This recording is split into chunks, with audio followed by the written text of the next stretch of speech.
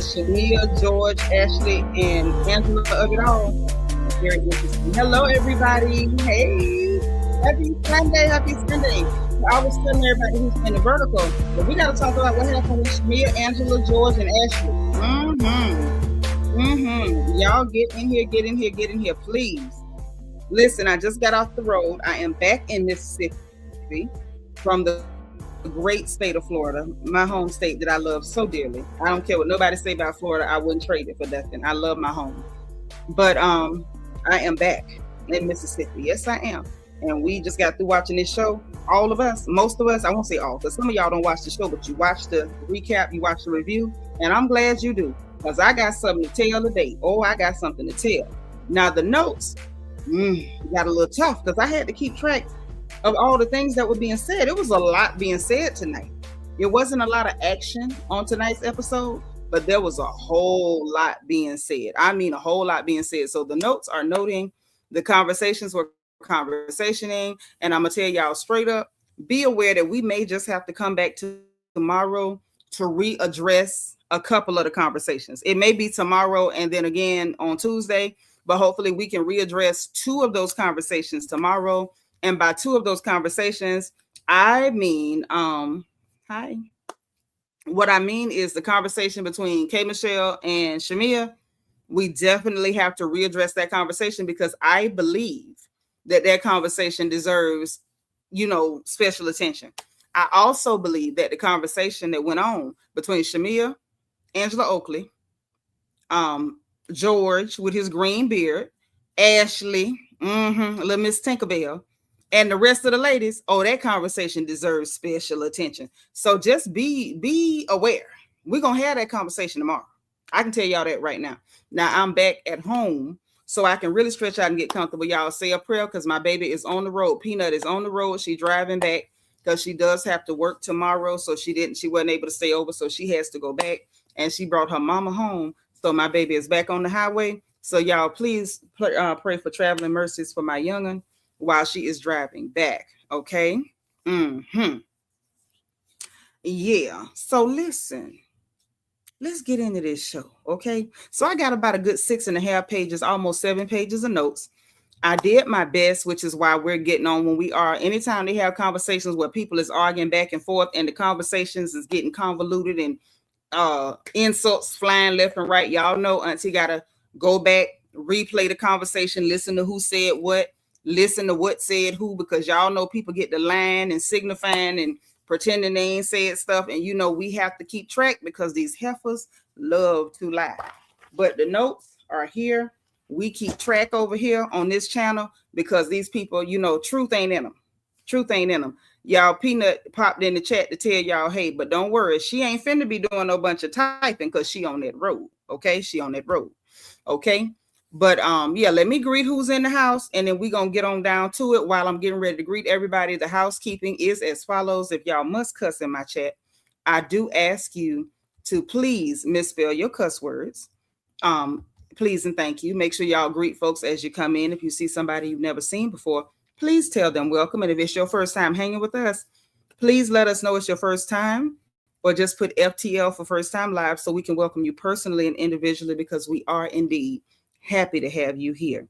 Don't forget your engagement button on your bottom right hand side. Tap it, it's the heart emoji in the circle. Hit any emoji you like, and it will give us bubbles. And I need the bubbles. It's for engagement, and it makes me feel nice. So please do that. Remember, no bickering or arguing in my chat. Always agree to disagree respectfully. There's never a reason to get rude with any of your fellow watchers or with me or my moderators because we don't like somebody. Because remember, your favorite might not be someone else's, and vice versa. So always be kind. No bickering, arguing, or disrespect is ever going to be tolerated. So don't you try it.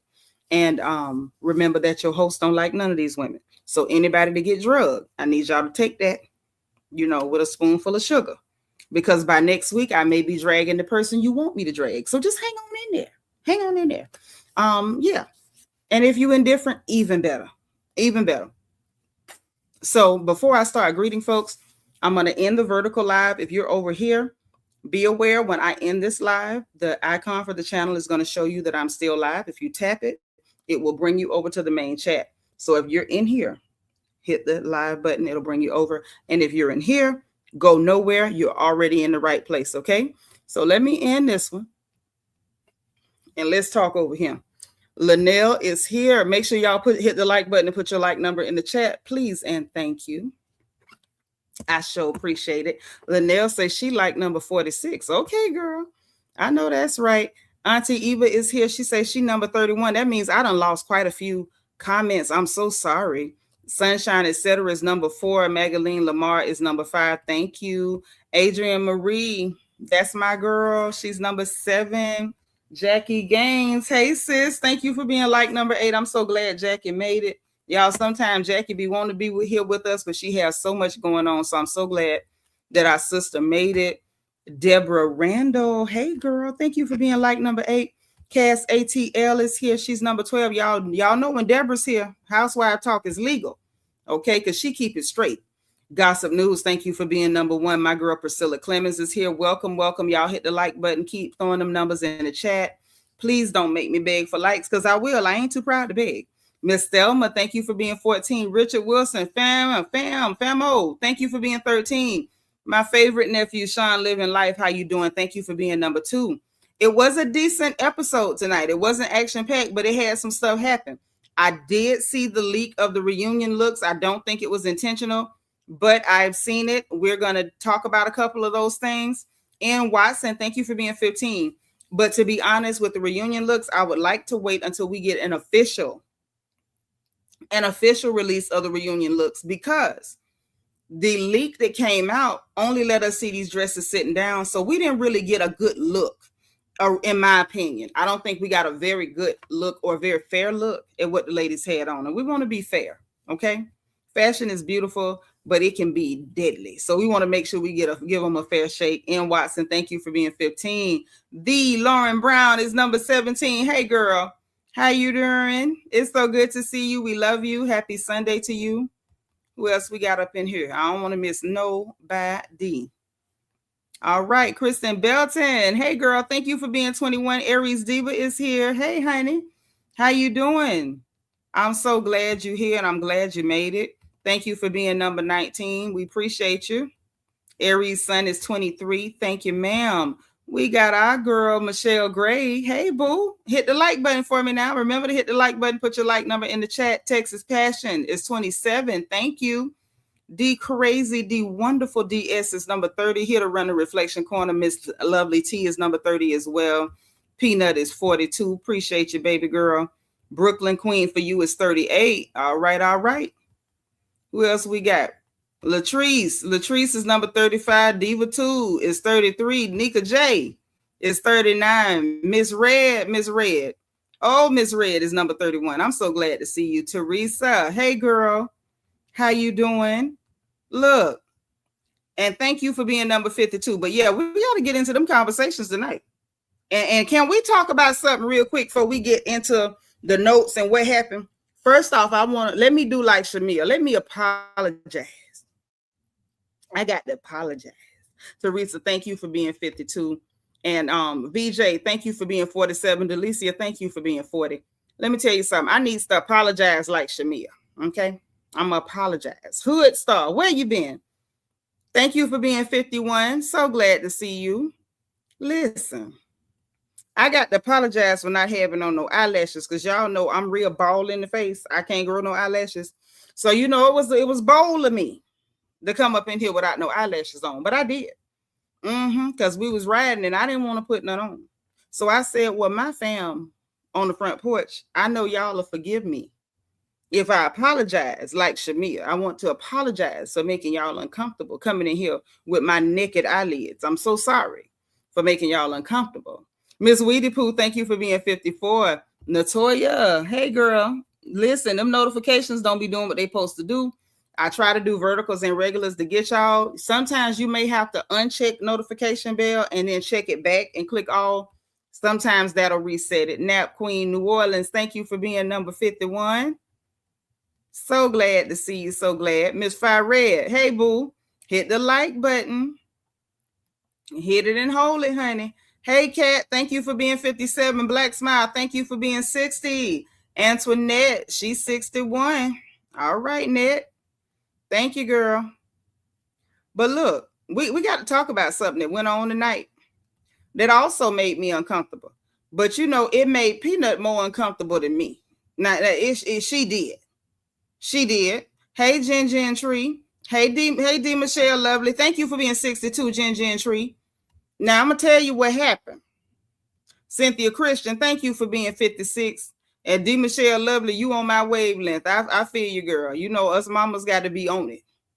So look, let me tell you something. Were we the only people that was disturbed by Pinky's choice of a dress when she went to Shamea's party? Cynthia, thank you for being 56, girl.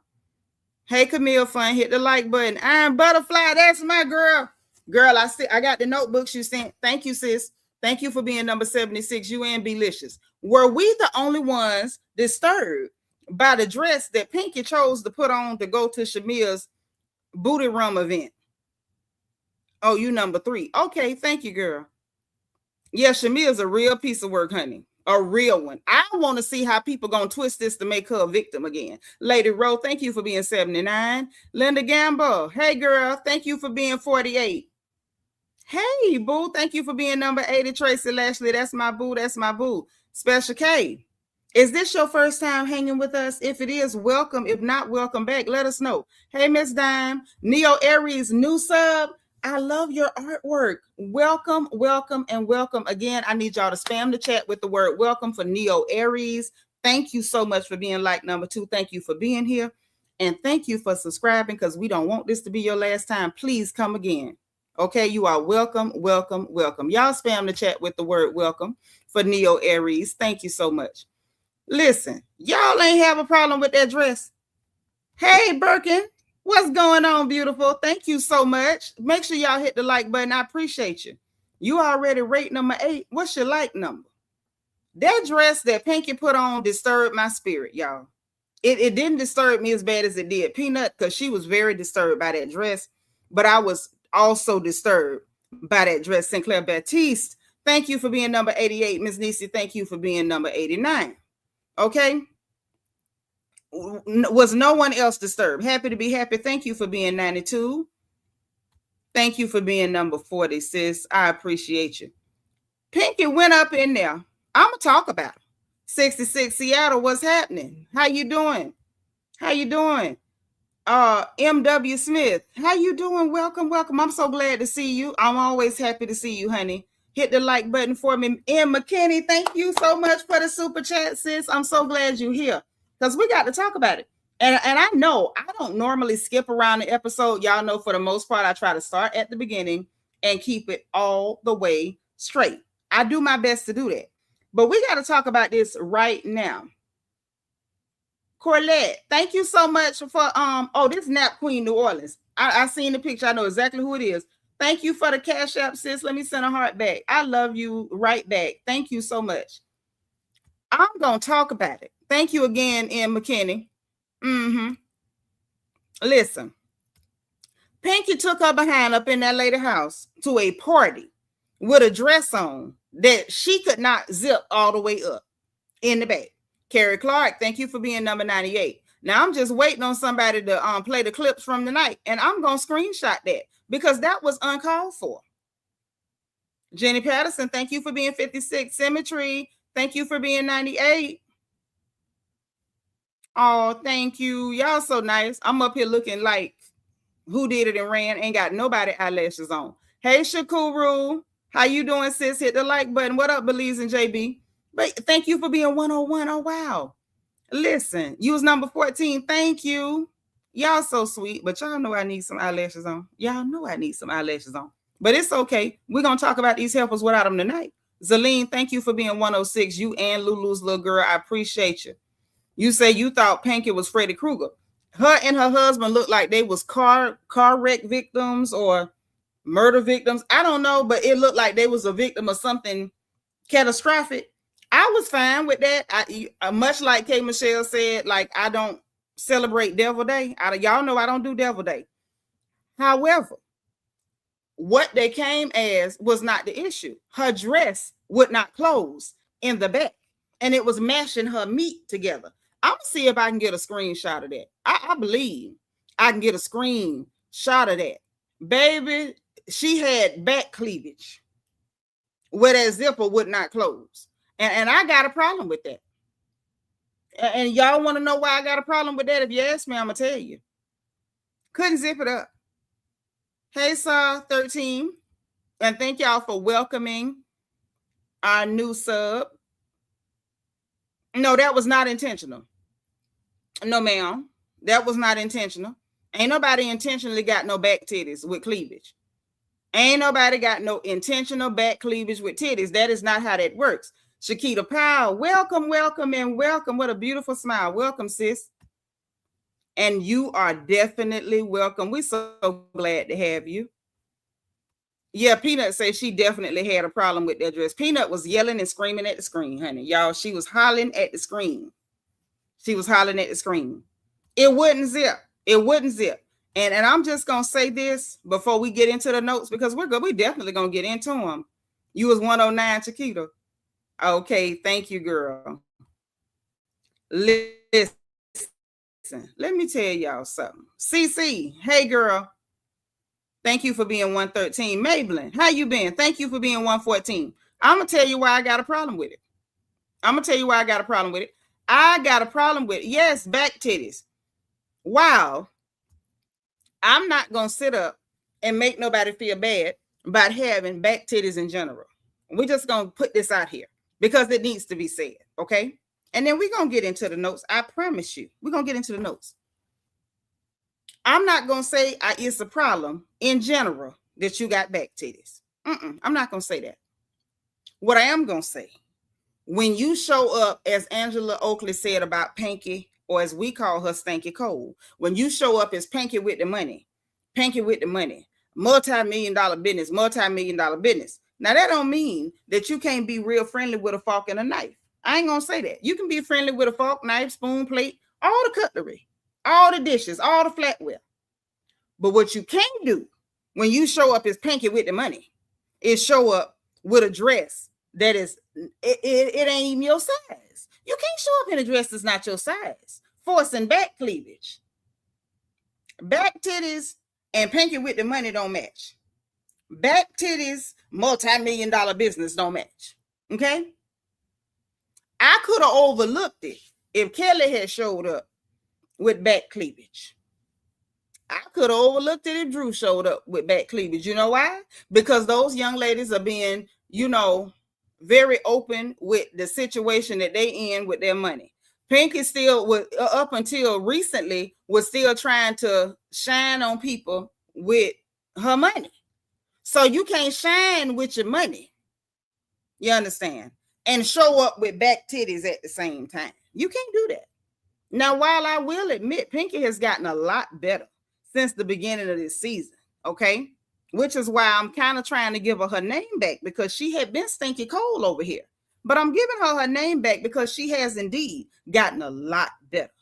But you, ma'am, cannot show up as Pinky with the money and Pinky with the back titties at the same time. No, Teresa, she was trying to show up as a car crash victim or a victim of violent crime. There's not one crime or a car accident that will staple back titties to your back. There's nothing that happens to you that will, give you blood and lacerations and also give you back titties. Those things don't go. That's plaids and stripes. Plaids and stripes. Plaids and stripes. So yeah, you got to pick a struggle. You got to pick a struggle. I don't know what costume you could put on that would require back titties. I don't know which one you could put on that would require that. She's supposed to be a zombie. Yeah, no, ain't nobody never turned to a zombie and grew titties on their back. That's never happened. That's not in The Walking Dead. That's not in 28 Days Later. That's not in 28 Years Later.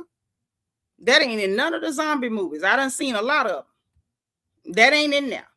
Zombies be looking emaciated, and she was looking real healthy. The dress just would not zip is what happened. Oh, no. I ain't say the outfit was tragic, Antoinette. I said the outfit didn't fit. Now, that's what I said. It didn't fit.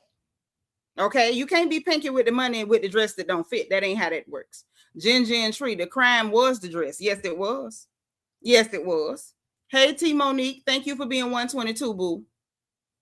You done with your hiatus. Well, we so glad you back. We so glad you back. I'm just saying. That was a problem. I don't know why Pinky did that, but that was a violation. If she was here, she'd have ended up in the reflection corner because you just can't do stuff like that. You just can't do stuff like that. It's we got to draw a line somewhere, y'all. There's got to be a line somewhere. Okay? And I believe the line is right before you get the back titties. I believe that's where the line is at. Angie girl, thank you for being 116. Okay, Lady T470, thank you for being 118. I appreciate you. And SFF is back. Hey, boo, thank you for being 113. So now let's get on into it. Ain't no need to drag this out. Let's get into the notes. So, y'all, we start off with Shamea going to see the lawyer. And I said, well, that's good. You know, I like when they start getting into their business, you know, because that's what I want to see you do. I want to see them run businesses. I want to see them with their children, their husbands. I want to see you run your families. I want to see y'all do your charitable events, you know, all the cool stuff that we used to get on Housewives. Okay. Right. Lady Rose in Pinky's voice, in Pinky's words, rich people problems. That's what we want to see. Rich people problems. So I like. We got 6.5, almost 7 pages, Antoinette. So I absolutely like that she was going to see the lawyer. So I'm like, all right, what we gonna do with the lawyer? Now I saw the sneak peek. I ain't gonna pretend I didn't see the sneak peek. I saw the sneak peek, and it wasn't given a lot. But I was like, okay. But let's see where the meeting go. Now the first thing was that she took off a coat, and I was trying to figure out what the hell Shamea got on. What did Shamea have on? Because I'm sitting there like, we ain't never known Shamea to dress like this. Now, she did this before when she went to go meet with Angela Oakley, and y'all know she did. When she went to go meet with Angela Oakley, she showed up then in one of them tight romper sweatsuits, whatever you call them things she had on. And you know Shamea wasn't dressing like that. Porsha the one can't stay out of cat suit, bodysuit. You know, I don't know what the new term is. Some of y'all from my age group, y'all know we call them cat suits. Okay, put a one in the chat if y'all remember when they was cat suits. And you know Porsha ain't seen a cat suit she don't like. Every time we look around, Porsha got her tail in a cat suit. Her big old tail in a cat suit. I ain't saying she looked bad, but you know she was stuffed all that rump in a cat suit. And it's just be all over your screen like, here come booty. To Adorable, thank you for being 136, honey. Hey, Sanji. I ain't watched the episode, but I ain't want to miss you live. Well, I'm so glad you're here. Make sure y'all hit the like button for me. So first of all, she come up in there, jump out in the cat suit. And I say, okay. Then she turned to the side, and I say, now, Shamea, you're going to have to quit lying and saying you didn't do nothing to your tail. Shamea used to have the cutest shape.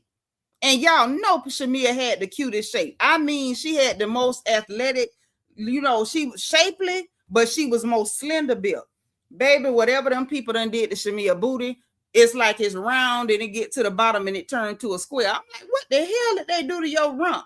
Now, Peanut told me something about them people get them surgeries and then it got to settle or something. So if that's what's going on, oh, y'all remember when they was cat suits. Okay, it ain't just me.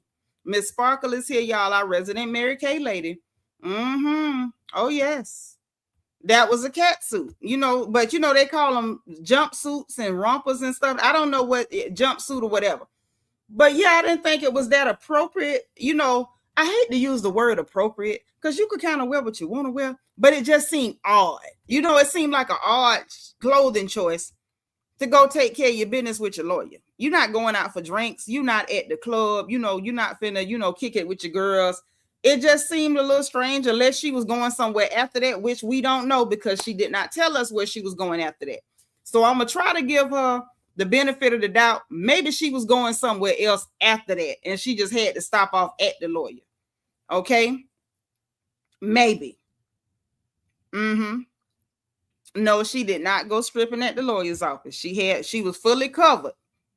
Yeah, the cat suit on to meet the lawyer. That's right. She wore a cat suit to see the lawyer. The hat was cute. The color was cute. The color complimented her very well. I just didn't understand what was going on with the cat suit. But hey, she put on a cat suit to go sit down with Angela and talk about Angela's husband and get called a hoe by Angela. So, what do I know? Hey, Just Mary, thank you for being 137. So listen. Yep. So look, Too Feisty, thank you for being 138. So after that, they sit down and he asked her about Scotland. How was your trip to Scotland? Oh, I really didn't get a chance to enjoy it, like it was so much going on. And, maybe that's true. Hey, Passion, thank you for being 135. Baby, you ain't got to be on time. You all right. Her booty do turn to a square at the bottom. And I'm like, I thought it looked pointed when they was in Dallas. I don't know how you turn a perfectly nice bottom that the Lord made. She had her body by Jesus and it was gorgeous. But she done let them people do whatever the hell they did. I don't know what they did. I don't pretend to know. I'm not one of them people that believe in accusing everybody of a BBL. I don't know what she did, but whatever she did, it left a pointy angle at the bottom of her booty cheek. Now, I don't know how that happened. I don't know why that happened, but there's definitely a pointy angle at the bottom of her booty cheek. Okay. You say they still call cat suits. Yeah. Unprofessional to say the least. Yeah, So they talked about that, and she said she told a man she didn't get a chance to enjoy it. Say it wasn't appropriate to tell him, give me some love. Yeah, I didn't understand that either, but I feel like maybe that's the way Shamea speaks. And I feel like we've seen her speak that way. We've seen that that's how she communicates with people. And to be honest, I don't think she meant any harm with that. I don't think she meant no harm with that. You know what I mean? I think that's just her. And I think sometimes she doesn't consider how things sounds. And that's okay. I'm really okay with you being sincere and not worrying about the optics all the time. I'm really okay with that. So anyway, hey, Party Capricorn, thank you so much for being 149. Yeah, the booty got a point. So then she said that, my husband told me I'm going to have to take you back, because you didn't get to enjoy yourself. We don't know whether that man said that or not. I fear that some of the things that Shamea claimed that Gerald be done said, he don't be done said. He could have said it. He could have not said it. We'll find out, right? But she said that the lawyer started talking about the partnership with them people on that island with their rum. Now, this is the thing right here, what Too Feisty said. Now, I want y'all to check this sister comment because we got to talk about it because it came up in the show. She said, after I heard Shamea that business been family owned for 137 years, since 1937. I'm talking 137 years, Lord. Since 1937, I'm more convinced this was all for show. Those people are not going to let Shamea have equity in that company. Yeah, I don't think it was for show. I'm going to be honest with you. I don't think so. I think she really wants to have a business. I think she and her brain thought that was a good idea. Even though Gerald made it real plain to her that he didn't think that was going to work, she didn't want to hear it. She wanted to try to make it work anyway. Makeup addict said that man ain't said nothing. See there? August Allen, did you catch her swirling her tongue while talking to the lawyer? August, I think that's just something that she be, I don't know. I'm trying to give it. Lala, oh, that's my girl. Y'all tell Lala, hey, we miss you, girl. We miss you. We miss you. We miss you. Y'all saw the tongue. Antoinette, I don't know what booties have to do with rum. I don't know what booties have to do with rum. I don't get it. I'm gonna be honest with you, but basically what the lawyer was saying that he thought it was going to be partnership in an equity stake. I think what she was trying to do was have a subsidiary or like a branch of their business that was just hers, and she was going to have equity in that portion of the business. I don't think she was trying to get equity in them people's whole business. I hope that ain't what she was trying to do. I'm Butterfly. Thank you so much for the cash out. Let me send a heart back, sis. Thank you, thank you, thank you. I don't think that's what she was trying to do. But those people don't want to create like a spinoff brand or something and just, you know, and then say you got equity in that, but not in this. And so the lawyer was like, he was expecting partnership and equity stake, but what they wanted her to do was purchase at a wholesale price. And maybe if once she purchased at a wholesale price, they can make the one she purchased with a special flavor and then, you know, put it in a booty bottle and then she can sell it, you know, like that. And so basically that ain't what she was looking for. Hey, Miss Georgia Peach, make sure you hit the like button, girl. Hit the button. Thank you. So anyway, then she starts talking about in her confessional that she feels like she wasted her time, wasted resources. And I'm trying to figure out, what resources did you spend? Why were you spending resources? Put a 6 in the chat if y'all remember the episode where she first was pointing her behind at the camera, telling us she wanted a booty-shaped bottle. And Gerald was kind of telling her he didn't think it was a good idea. He didn't see how she could make money back on it if it was going to cost them that much to get the bottles. And the fact that the way when they ask about this, thank y'all for the 6s, because I'm not the only one who remember that man telling her that it wasn't making sense to him. The way they were talking, it was giving wholesale. Those people were not talking about equity and partnership and equity stake. They were talking about wholesale then. That's why they was telling, you know, and Gerald was like, how much would it cost per bottle to get this made and all that? Hey, Yvette, my girl from Birmingham, UK. Hey, Brian, thank you for being 152. There was no way. It just wasn't making sense. And her husband tried to tell her that. So the fact that she in this meeting talking about she wasted time and resources is beyond me. Shamea, why would you be putting resources into something that was not a sure thing? And your husband told you he didn't think that this was a good business idea or business model in the first place.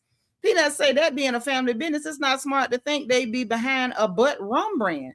Right. It's a family business, but they want to sell a bottle with your booty on it. Hey, Connie, thank you for being 156, girl. Now, Cosmic Queen said it was said she got a BBL. Porsha, she doesn't have that cornbread butt like Porsha and Diane. My daughter and I have cornbread butt from birth, and people talk about to this day whenever they see us. I get what you're saying. Thank you for being 158. But you know, I just don't know. Yeah, saying she spent 6 figures is insane. 6 figures doing what? Ordering a bunch of booty-shaped bottles? Like, what the hell did you even do? What did you even do? I honestly, I don't get Shamea. Angie Girl say Gerald definitely loves her. How she spent his money on dingbat ideas. Do he got a brother I can holler at? I ain't got nothing to say. So anyway, and then she's like, she feel like she wasted resources, and she basically saying she feel like Gerald gonna tell her, I told you so. So you admitting that this man did not think this was a good idea, and this is your good husband who's been nothing but good to you as far as we can see. Now, if he's anything behind closed doors other than that, we are not privy of it. So everything we've seen of Mr. Mwangi, that man seems like a very nice husband. He seems very kind, very loving, very supportive. And if this man who has been nothing but kind, loving, and supportive to Shamea is telling her it's a bad idea, I gotta wonder, why are you so gung-ho about booty bottles and booty rum? Like, what does booty rum, what does booty and rum have to do with each other? It just don't make sense to me. It's giving Porsha had a deal with the brand selling the liquor with the peach flavor. Cynthia had a deal with the wine cooler people and the people selling the drinks with the peach flavor. And then now Cynthia doing the tequila. Remember, Cynthia did the wine coolers first. Now she's doing tequila. Porsha did the thing last summer with the peach flavored liquor. And so now she want to do peach flavored liquor. And that's why she cannot leave it alone, because so in her brain, to hell with if it's a good business model, I just want to sell peach flavored liquor in the shape of a booty, because Porsha known for booty, so I need to do booty ideas. It's weird, and I wish she would stop, because she has a very good husband, and it would be terrible if she mess up. She keep trying to frame it as he not supportive, right? It's the victimization of Shamea for me. I can't. It just don't make no sense. But that man ain't showed nothing but support, and I don't know why she won't listen to him. Makeup Addict says Shamea was never known for her booty anyway, so I don't know why she thinks this is a good business model. Right. It doesn't make sense. Like, that was never your brand. Like, you don't even have a brand yet. So the fact that she's trying to brand herself as the booty, and every time we turn around, you got on something skin tight showing your booty with the point at the bottom, it's getting weird. Jura told her no, but she did it anyway. Couture Bay, Gorgeous is here. She's like number 164. Something don't make no sense. It's weird. Evie says she got butt shots because Porsha booty made her insecure, I guess. Maybe. That could be it. That could be what's doing it. Oh.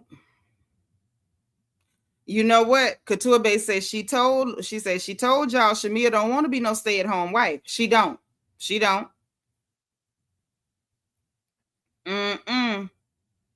That's the miss. That's all I can say. That's a miss. So then we got to get to the K Michelle and Caston, which is her husband. I got to get his name because anytime it's K Michelle husband, I honestly write K Michelle and hubby. And then her and Angela and Charles, they did a double date at this place. I don't know whether it's supposed to be a yoga place, a stretching place.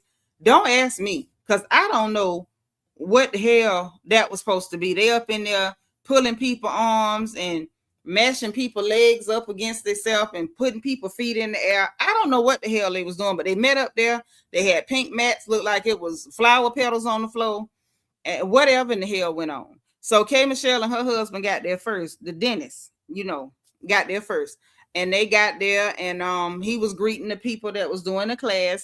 And this one was funny because it kind of caught me and Peanut off guard. I'm gonna be honest. Because they was like being friendly and, not in a bad way. And he was like, I'm going to shake y'all hand because I'm not trying to get beat up. And we sitting here like, but K Michelle says she don't care who you sleep with or whatever, long as you're not giving them no money. But you can't even do nothing. If you hug somebody, you're going to get beat up. K Michelle, that man don't believe nothing you saying about he could sleep with whoever. Long as you bring the money home. K Michelle that man don't believe that. He don't believe that. Because if he believed that, ain't no way he would have thought he was gonna get beat up for giving that lady who's obviously a lesbian a hug. Obviously. Like she left nothing to be, there was no question. It wasn't no maybe she is, maybe she ain't. It was definitely, she do not like men like that. And I don't think it was anything inappropriate, but it's the fact that man don't believe nothing K Michelle saying. Listen, but you know what, Couture Bay? K Michelle might believe what she's saying, but that man know her better than that. You got to remember that man been knowing her since they was in 9th grade. So he know not to believe that. He know not to believe it. She just say stuff because it sound good to her. But that man don't believe that, not bit more than nothing, because he said, I don't want to get beat up. I said, Hood Star said, I bet her actions done said otherwise, and I bet so too. Yeah, he knows she crazy. As a bag of hammers. Oh, y'all tough.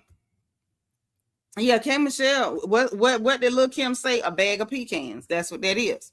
So anyway, then Angela shows up or whatever, and she said the buttholes is back, because she was referencing the first episode where K Michelle and Charles then was over there kicking, and K Michelle was like, they get along because he a butthole and she can be one too or whatever. And so then K Michelle was in the confessional, and she was putting it out there. She was like, what people don't know is me and Angela check on each other on a regular basis outside of the mess and the drama and whatever. And I said, even Peanut was like, oh, so that's the other reason why her and Shamea ain't that close no more. Because y'all know how Shamea play. When she beefing with somebody, she wants somebody to be there and help her, argue with people. And K Michelle basically is not finna help you argue with Angela because she gets along well with Angela. She not finna help you argue with Angela. And I think she got tired of helping her argue with Drew and with Porsha to a certain degree because she don't want to keep doing it because she ended up looking crazy. That's what I think. I don't know, but that's what I think. But we're going to get more into that later. We're going to get more into that in this same scene, but a little bit later, right? So After that happened, they over there doing their stretches and stuff. And Charles gonna tell Angela, put them 12s right here. Telling her to put her feet there. But instead of him saying, put your feet here, I'm talking about put them 12s right there. Charles is a mess. He's funny though. He's funny, but Charles is a whole mess. I mean, he's a nut. But he just seemed real. Like something about him, he just seemed like what you see is kind of what you get with Uncle Charles. So anyway, they did their little stretches and stuff. She telling him that ain't how they doing it. He don't care how they doing it. He ain't doing but what he doing. He wasn't finna put her feet all up in the air. And I say, shout out to Charles, because you didn't need your feet all up in the air. All that stuff make me feel funny. Okay, I'm like, what is we doing? Casting, K. Michelle's husband had her feet all up in the air. She up there clicking her heels like she trying to say no place like home. Darn near clapped that man on the side of his head with her feet. He had to tell her to slow down. Okay, because Shauna, thank you so much for being number 173. Charles crazy as hell. Yeah, he said, put them 12s right here. Put them 12. Put them 12s right here. Foolish. That's the silly, silly, silly, foolish man. But he's very funny though. So shout out to Uncle Charles for being a hoot, an absolute hoot. So they did their stretches or whatever. Then they moved their mats over there closer to K. Michelle and where they could sit up and kiki a little bit. You know, Charles wasn't studying the kiki, and I don't think K. Michelle's husband was studying that kiki too much either. You know, the men, the poor men, the regular men don't be interested, and I think both of those men are very regular and not interested in women's mess at all. That they just don't come off that way to me. Cheryl is here. Hey, girl, thank you for being 177. Very old school and very crazy to tell that woman to put them 12s right here. Make no sense. So anyway, so they scooch, you know, in the words of K. Michelle's song, scooch on over. I do like that song. So they scooched on over. Next thing you know, Angela say, you done talked to Shamea after we got back from Scotland. So they went straight to the Scotland. I knew they was. I already knew. When they got back from Scotland with all that mess went on, I said, oh, them heifers finna talk about that because that was a lot. That was a lot. And yes, Antoinette, K. Michelle says she don't show nobody her toes because she say her toes is long like fingers. And I'm gonna say I appreciate you because in her defense, I wish that Clawfoot Jordan had not shared her feet with us. That's something that I could have went my whole life without seeing. Sasha Bunny, thank you for being 180. I need y'all to hit that like button. Y'all treating me wrong. Y'all treating me bad, and y'all know we could have did a Turkish lesson behind that. Mirhaba. Okay, so I need y'all to please hit that like button. All right, thank you for being 181 hyper. Okay, now Couture Bay say I expect nothing less from a man who snatched up the GM. Oh yeah, Uncle Charles don't give a darn who you are. That Negro ain't gonna spare you. That it's not in his nature to spare you. He just ain't gonna do it. It's not his style. He don't spare people. Okay, yep, y'all please misspell your cuss words. Hit the like button, please and thank you. Okay. Yeah, absolutely. Claudia showed us her feet and she should have kept them to herself. So I appreciate and I salute K. Michelle from sparing us from her finger toes. She spared us from her finger toes. And I appreciate that because, you know, what else do we need to see? We don't need to see that. So she asked about it, you know, have you talked to Shamea? So she was like, you know, no, I ain't spoke to her since she got back to see where, you know, where she is with everything. And she was like, you know, I just know that that's not normal for Shamea and it's got to be something deeper. You know, she's still being a Shamea apologist. And the only reason I'm pointing that out, I'm not blaming K. Michelle for doing that because, hey, by all means, if that's your girl, you know, advocate for your girl. By all means. But I'm going to tell y'all why I'm pointing that out. I'm pointing that out because you got Shamea online talking about, not online, on Watch What Happens Live, talking about K. Michelle, don't jump ship. You don't have to jump ship. You could be friends with everybody. She was being your friend even then because she's still trying to advocate for Shamea, telling Angela, oh, that's not like Shamea. This definitely got to be something deeper. So Angela was like, something deeper with me. And so Kay was like, no, just with everything. Like with how she's responding to things. She's trying to put it on that Shamea must have some stress that the rest of us don't know nothing about. And that's why she's on edge. Or y'all get what I'm trying. Put a 1 in the chat if you get what I'm trying to say. K. Michelle was trying to advocate and even in the middle of Shamea mess, make it look like you know, yeah, she was wrong, but y'all, it got to be something going on because this ain't her character. When, in my humble opinion, I feel like this is absolutely Shamea's character. But K. Michelle, in that moment, was trying to make it look like this is not Shamea's character. This is not who Shamea is. I don't know why Shamea is doing what she's doing, but it can't be for the reason that y'all think it is. She's got to be going through something. I see the ones and I appreciate it. Hey, Nikia Washington.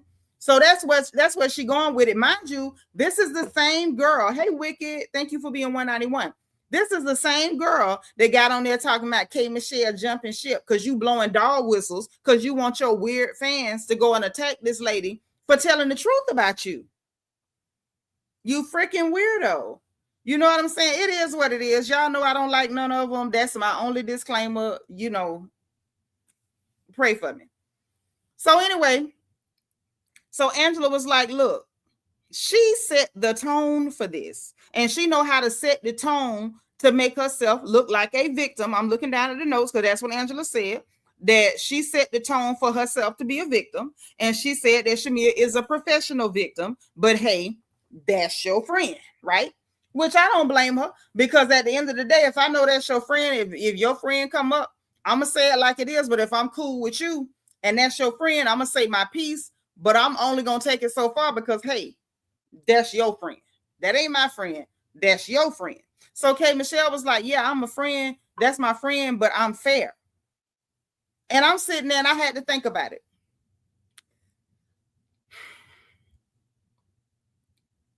K. Michelle has been fair in recent episodes. In the beginning, K. Michelle was not fair. She was not. And the reason I say she was not fair is because she was overwhelmingly skewed in favor of anything that had to do with Kelli and Shamea. In recent episodes, she has been more fair. However, you still trying to advocate for Shamea in the middle of her mess. Sunshine, I'm not saying she fair straight up now, but I would say she more fair than she was in the beginning. I think we can give her that because she has been able to admit that, okay, Shamea is wrong, but she's like, well, even though she may be wrong, I don't want her to feel like she ganged up on. She still was trying to push that narrative even in this conversation, right? But this is the part that I want y'all to catch, okay?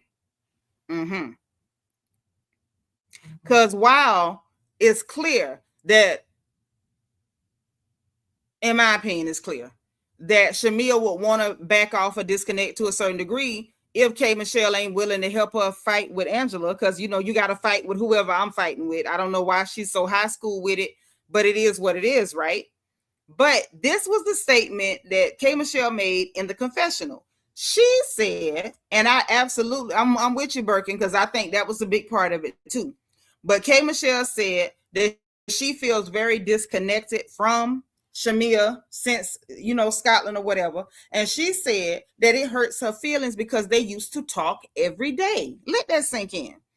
The Birkin girl said in the beginning she was being swayed by it and then realized what was going on, but didn't flip on Shamea just yet. I totally agree. Okay, you was with me. Thank you, Sunshine.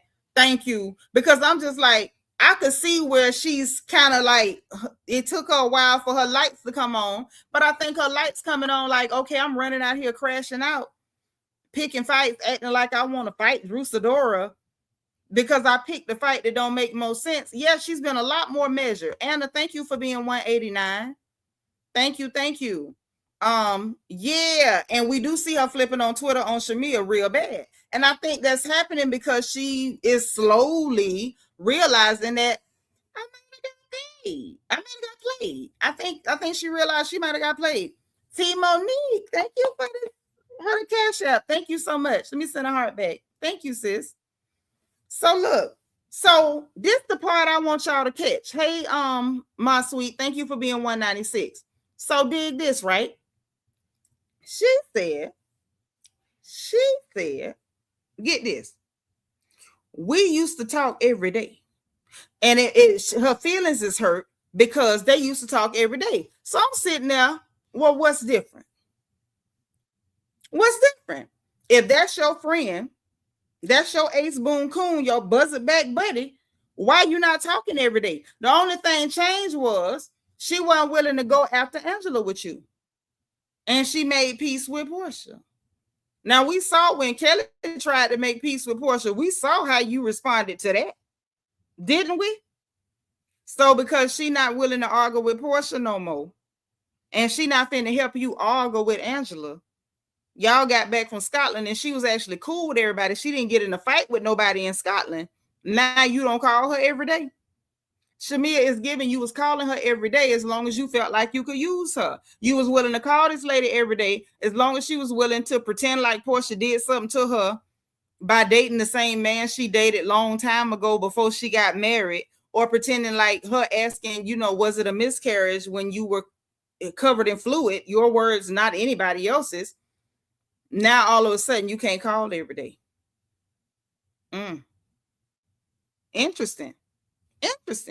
And more to our dear sister's point in the chat, that's why K Michelle flipping out on you on Twitter, because she feel like it's just clicking to her that you were playing her, you were trying to manipulate, and you was using her.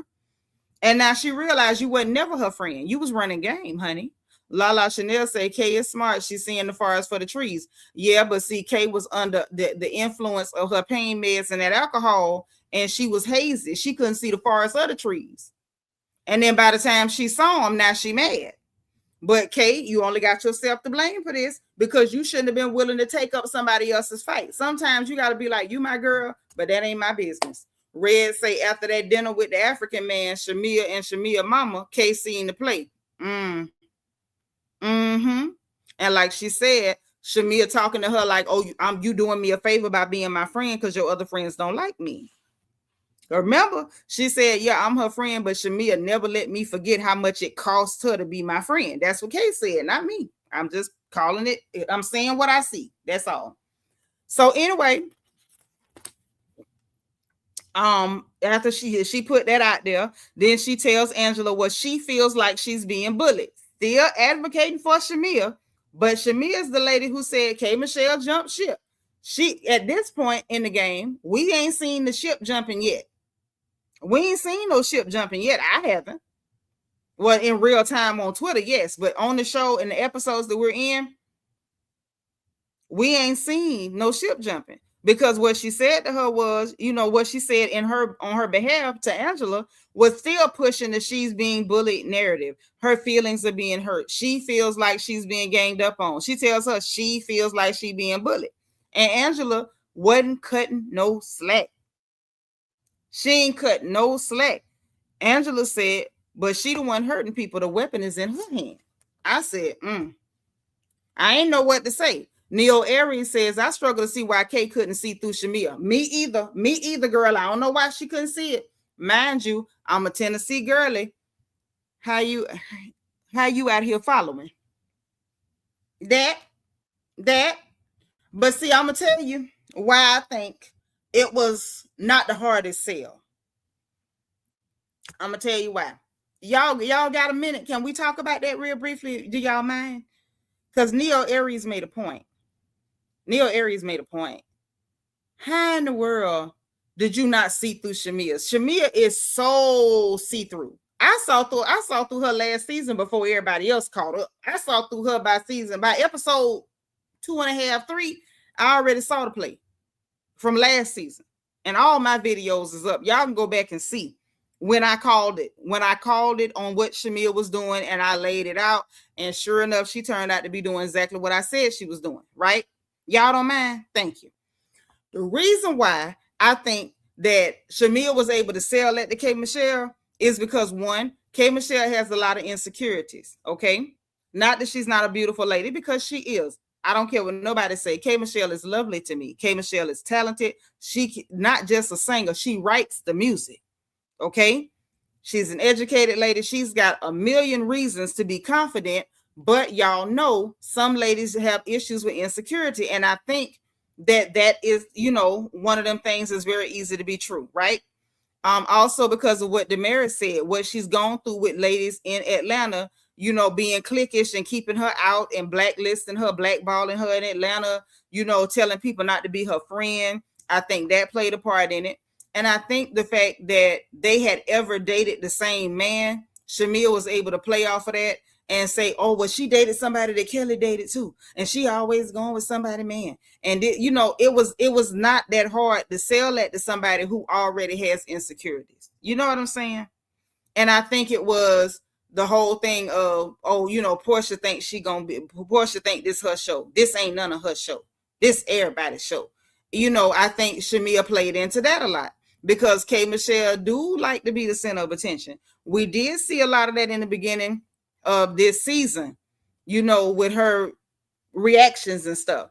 So I think that Shamea played into all of that, and she was able to get Kay going and worked up a little bit. And so any little thing that was said, oh, you plotting on me, oh, you out to get me. And I'm gonna say for the record, I do believe Shamea was the one who convinced her that there was a plot against her, because I don't think nobody was plotting against K. Michelle. Everybody was dealing with her with kid gloves because everybody know K to be crazy crash out K. So everybody was clearly dealing with her with kid gloves. Simple. But Kay ain't stupid. She got insecurities, she got issues, but stupidity ain't one of them. And I think that while it may have taken her a minute to get around the manipulation, she definitely got around it. And now we see the fallout on Twitter. Now we seeing the fallout on Twitter, because you play with people and you play with their mental, they gonna have a problem with you. And I think that's what we're seeing, that Kay definitely has a problem with Shamea. And I hope it comes out during the season too. Okay.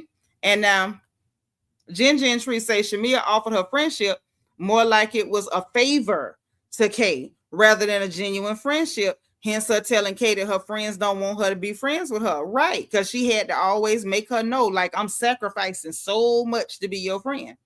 Shamea's the piece of work, child.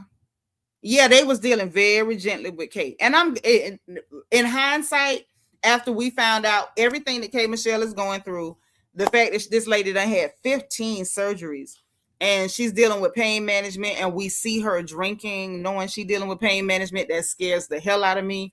And the fact that Shamea saw this up close and you still was willing to try to play with that lady head, like, you need your behind beat. Don't beat it now, because it's still something going on with the bottom of it, but you dead wrong. Yeah, that's foul. Political junkie, very foul. I don't really approve. But yeah, so Angela wasn't buying it. And that was kind of that on that. Angela made it clear she wasn't going, and that was just it. So then we get this scene where Porsha's changing out the picture in her house. And so she had a photo shoot with Lil Pilar. So they did their red dresses. Child, Pilar was the cutest little thing. Y'all know I love the babies. Even when the mamas ain't my favorite people, I love the children. Pilar was just as cute. She looked like a little baby doll in her red. And you know one thing about babies, honey, babies will get you together. Baby Pilar was like, holy in your belly. And we know Porsha ain't fat or nothing. But y'all know how it is. We women, and some men in here too, shout out to the brothers. But we women, some dresses can make your stomach look bigger than it is or whatever like that. And she might have had ate something or whatever. But Pilar was like, hold your belly in. It was so cute. And Porsha complied, as she should, because ain't nobody gonna get you together like your daughter. And it was just so cute. And she definitely gagged her mama with the belly. Yes, she did. Yes, she did. But they took lovely pictures. Pilar looked like a little baby doll. She was so adorable. Porsha looked nice too. We give her honorable mention, but the baby was the cutest. Nika say, but they all know Porsha is the face of RHOA. Get over it. Porsha signed the NBC Universal. That's why the girl is mad. Yeah, well, if she, if Shamea stay on the show and do what she need to do, she could be too. Nothing's permanent. Y'all know that. Yeah, definitely. Pilar done heard somebody say that before. Yeah, that's why she knew to tell her to hold that belly in. That's why she say hold in your belly. So they took their pictures, and the whole idea was to take, the pictures in the house down and put up a new picture in the house, right? So yeah. Now Aries Diva, girl, she said she don't understand why she still had them pictures up with Simon, but PJ was too cute. Well, praise God, they ain't up no more. She done got them down and got some official pictures put up. So that was nice. She was talking, Lauren was there at the photo shoot too, which was nice. They changing out the pictures, And, you know, she did her little confessional talk and said that she feel like she's a much stronger person because she got that child. And I totally agree. Most mothers can agree. You know, whatever we were before we had children, we become something altogether different by the time we got somebody calling us mama. Responsible ladies, that is. So I do think that Lil Pilar had a lot to do with Porsha realizing she can't be running around here acting like a wild crash bandicoot, chasing people down alleyways and dragging people across stages, because that ain't what you do. Not as no mama. DT, thank you for the super chat. Kay thought Shamea would help her mop up her leaky residue. Good friends mop up each other's leaky residue. DT, thank you for the super chat. DS, come take DT. And y'all go straighten out them shells in the reflection cone. It should only take about 23 and a half seconds. Mm-hmm. Yes, that's right. Thank you so much for supporting, baby. So her and Lauren went to talking about the dating of it all. Okay, so Lauren was like, you know, what's going on? You dating this one, you dating that one. And she like, yeah, I'm still dating. And Lauren was like, basically, girl, you still undecided. What you gonna do? And I could tell Lauren and the rest of them was kind of thinking that Porsha was gonna lean more toward the man, because I don't think they believed that Porsha was homosexual either. I didn't really believe it in the beginning. I told y'all that. I felt like that was something for a storyline, but then I realized quickly, Porsha had that man there for the soft launch. She didn't want to just come out, ta-da, I'm a lesbian. So I think she was dating a man and a woman to, you know, like, oh, I'm bisexual or whatever the terminology is these days. Don't come bothering me because I don't know what to call it. I don't need to. But I think she wanted to say that she was going with both for a while, so that way when she picked a woman, it wouldn't just be, you know, a hard drop into I'm a lesbian. That's what I think it was. I think that the bisexual dating storyline was a soft launch into being a lesbian. Okay, now that's what I think. Hyper say fluid. Fluid is the word. That's what that means. Because I heard people say fluid, but I don't know what is there a difference between that the other. Well, I don't need to know. Ain't none of my business. I don't need to learn that many new things. If they want me to call it fluid, I can call it fluid. I mean, you know, I just thought something real terrible, but you know, God bless them. So anyway, so they talking about are you still undecided? And she said, well, that man want a baby, and if a baby's a deal breaker, then it's gonna be a no, because I ain't having no children. And I say, no problem with that. I could dig. You know, I can dig that. Say the B is still there, so bi still exists. Okay, so maybe she buy. I don't know. Maybe she buying fluids. I don't know. Whatever going on, she doing. That's what she was doing, you know, during the season. Now she just going with the woman, with Patrice. Is her name Patrice or Patricia? Patrice. Y'all tell me in the chat. Sweet, whatever her real name. I think y'all said the name was Patrice. But yeah, so Lauren was like, well, you know, are you just holding on to this man so you don't hurt his feelings? Like why you, you know, basically like don't drag him along if you're gonna drop him or you're not gonna stick with him or whatever. Just say that and it'll be all right. And I think Porsha basically let Lauren know, like, I'm doing what I'm doing until I'm not doing it no more. And then once I'm not doing it no more, then I won't be doing it no more. Patrice. Mm-hmm. Hey, Nick. Welcome, baby. So, see, Lala Chanel, DS, come get your baby sister. She said Dennis and his double D's was her practice. Have mercy, Lord. Not the practice. Dennis and his double D's was her practice. Dennis the one launched her into. Okay. So listen. Help, Lord, help. That's a 19-second violation. Okay. So, she was just like, look, I'm just still dating both. Then she tells her about the double date she gonna have with K. Michelle and her husband. And so she asked, has you done sat down and chill with anybody since y'all got back from Scotland? And Porsha was like, no, I ain't sat down with nobody, child. It was just a lot, and it's gonna be awkward or whatever after everything went on. And then she tells her that Shamea sent her a text, like, you call this girl mama a hoe. Then you text her talking about can she get a mold of her booty? Which was some odd stuff. Can I get a mold of your booty? And is you gonna come to the Halloween party? and she showed the text message what Porsha sent her, which was a hearty hell no, and leave me the hell alone, and probably go to hell. But enjoy yourself. It was the enjoy at the end. It was the enjoy at the end. Let me see if anybody got the actual text message, because she up here, texting, that stuff. But we didn't get to see the text message at the time. But she was like, girl, we'll talk about the text message later. But that was just a strange thing to do. Strange thing. You claim you didn't want this woman at the house. Gerald ain't want her at the house, but you wanted her child at the house, and you wanted to sneak and see her child behind her back at the house, only to turn around, and now you inviting her to the house after you asked for a mole of her booty cheeks. Baby, something wrong. Something wrong. Something wrong. She got a lot of nerve, and she got a lot of mental instability her goddamn self. Because if I call your mama a hoe, and you call my mama a brother humping hoe, what else do we have to say to each other? Okay? What else do we have to say to each other? What else can we say at this moment? Okay, in the words of Barry White on the Love is the Icon album, honey, whatever we had because it's over. Yeah, she told a girl, you sick as F, because she is sick. She's sick.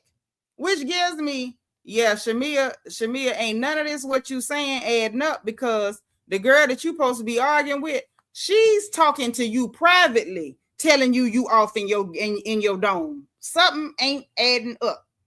You understand? Something ain't adding up. Okay? So look. Anywho,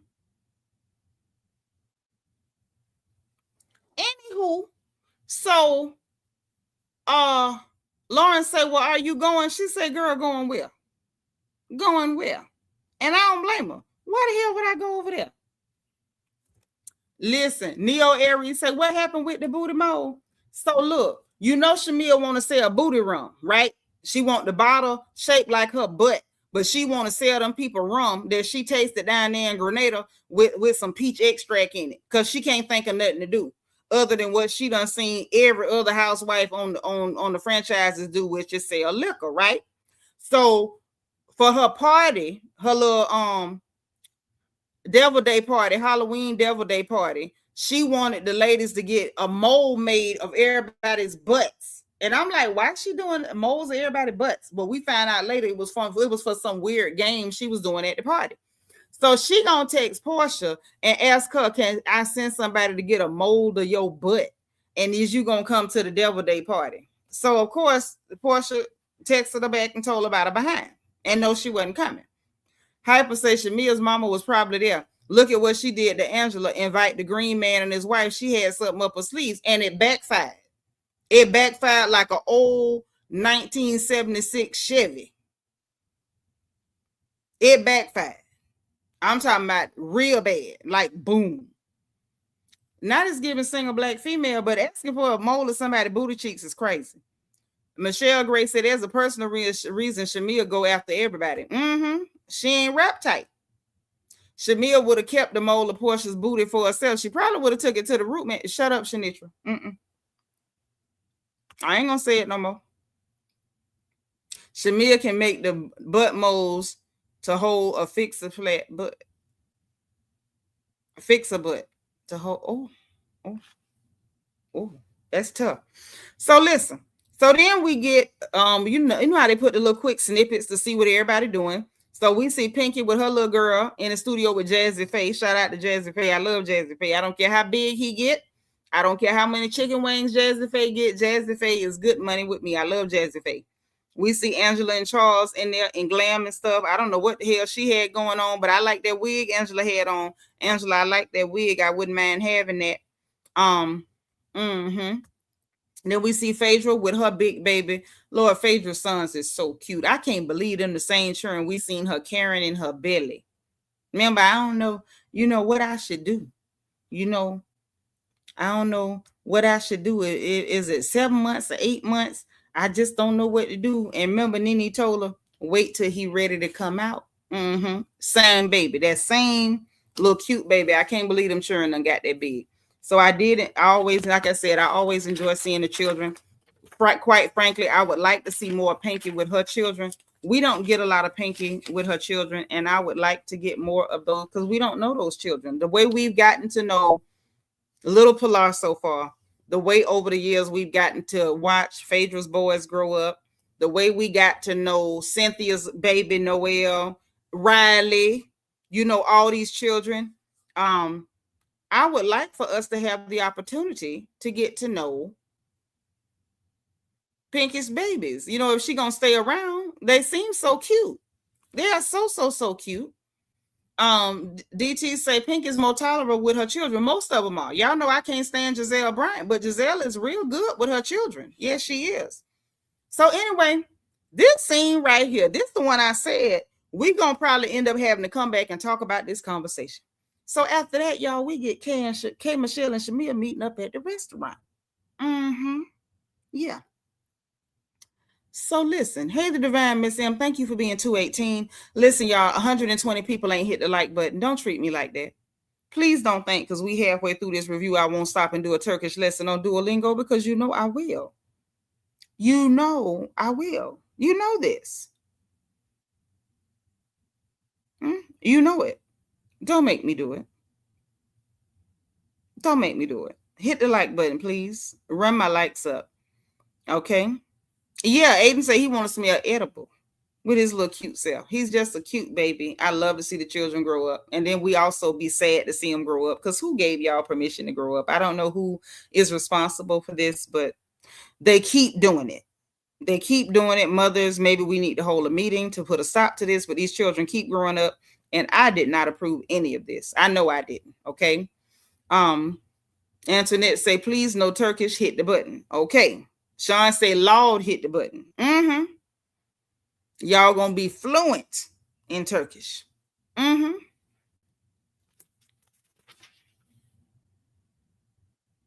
Turkçe biliyorsun. Y'all gonna be real fluent. Real fluent. Okay. Hit the button. Tanya S. say, I just asked my youngest who gave her permission to grow up. I don't know who signed the permission slips. I didn't. I ain't signed nothing. So I don't know who's responsible. So K, Michelle, and Shamea meets up at the restaurant. Okay. Mind you, this is the lady that normally talk to you every day. Every day she talked to you. But since y'all been back from Scotland, she ain't talked to you. You talking about you feeling disconnected and your feelings hurt. Yeah, sis, that's what they do. That's what they do. They'll grow up on you. Try to make you feel like you old. It ain't us, it's them. Ain't nobody told them to do none of that stuff what they doing. They the one getting old, and we didn't approve it. But so they sitting there, they talking about K Michelle and her music and everything. The like button, if you are on your phone, you should be able to see like a thumbs up button under the screen. If you on your television, you might have to hit the down button, like you're gonna stop the video, and you should still see the thumbs up, thumbs down. You should still be able to hit it. But listen, so they talking about K Michelle music, and she talking about she finna have a listening party and all of that. And I think that's great. I was just talking about it with Peanut before she got on the road. I heard a leak of one of the songs that she was working on and had like the Tupac Hit 'Em Up beat or whatever on there. And when I say it was so everything. It was so everything. I absolutely loved hearing it. I can't wait to see what she comes up with. K Michelle is way too talented. So the fact that she's taking her time with the album, I'm invested. I want to hear it. I love her voice. Okay. Everything else aside, I absolutely adore K Michelle's voice. And everything about her musically. I absolutely enjoy it. But anywho, so they went from that. And K Michelle was like, well, about the Scotland of it all. And she was like, do you feel like it was more of a bonding situation or a separation, while we was in Scotland? Shamea said, I felt like I was fighting for my life. And me and Peanut both was like, fighting for your life. Girl, you came in there unprovoked, told somebody their mama was a hoe. How was you fighting for your life? Now with her and Angela, I could kind of see it. But then not really. because at the time, Angela, oh, you found it. Thank you. At the end of the day, when she decided she was going to say something to Angela, she talks about, oh, you went to somebody, to ask questions. You went to two people. And we got time. Y'all love me, so I can keep it real, right? Well, I got a little time to talk about what really went on. So when everything happened in Scotland at the table between her and Angela, right? She kind of started that exchange, and nobody's talking about that because we're too busy trying to make her a victim, because Angela insinuated that you may be a hoe. Now, she flat out called you a hoe when y'all had that meeting at the restaurant at the dinner table, when she talked about the Hawks and the Falcons. Now, Angela flat out called that lady a hoe then. Now, she did do that. Now, and we saw her do it. And then at the table over there in Scotland, she implied that you was a hoe. It was definitely an implication. Now, she didn't flat out say it, but it was indeed an implication that you may well be a hoe. It's possible. Okay. Now, thank y'all for loving me, because sometimes I got to get down to what's happening. I can't just let it go. So listen. While they was in Scotland, Angela did not initiate that exchange. I think we got to talk about that. Angela did not initiate that exchange. And what I mean by that is, when she came to Angela, what Shamea said to her was, you went to two people. I want to know why you trying to find out stuff on me. You went to two people to ask them if they knew dirt on me, right? So at that point, she was implying that Angela was making multiple calls around town to find out dirt on her, because that's the way she put it out there.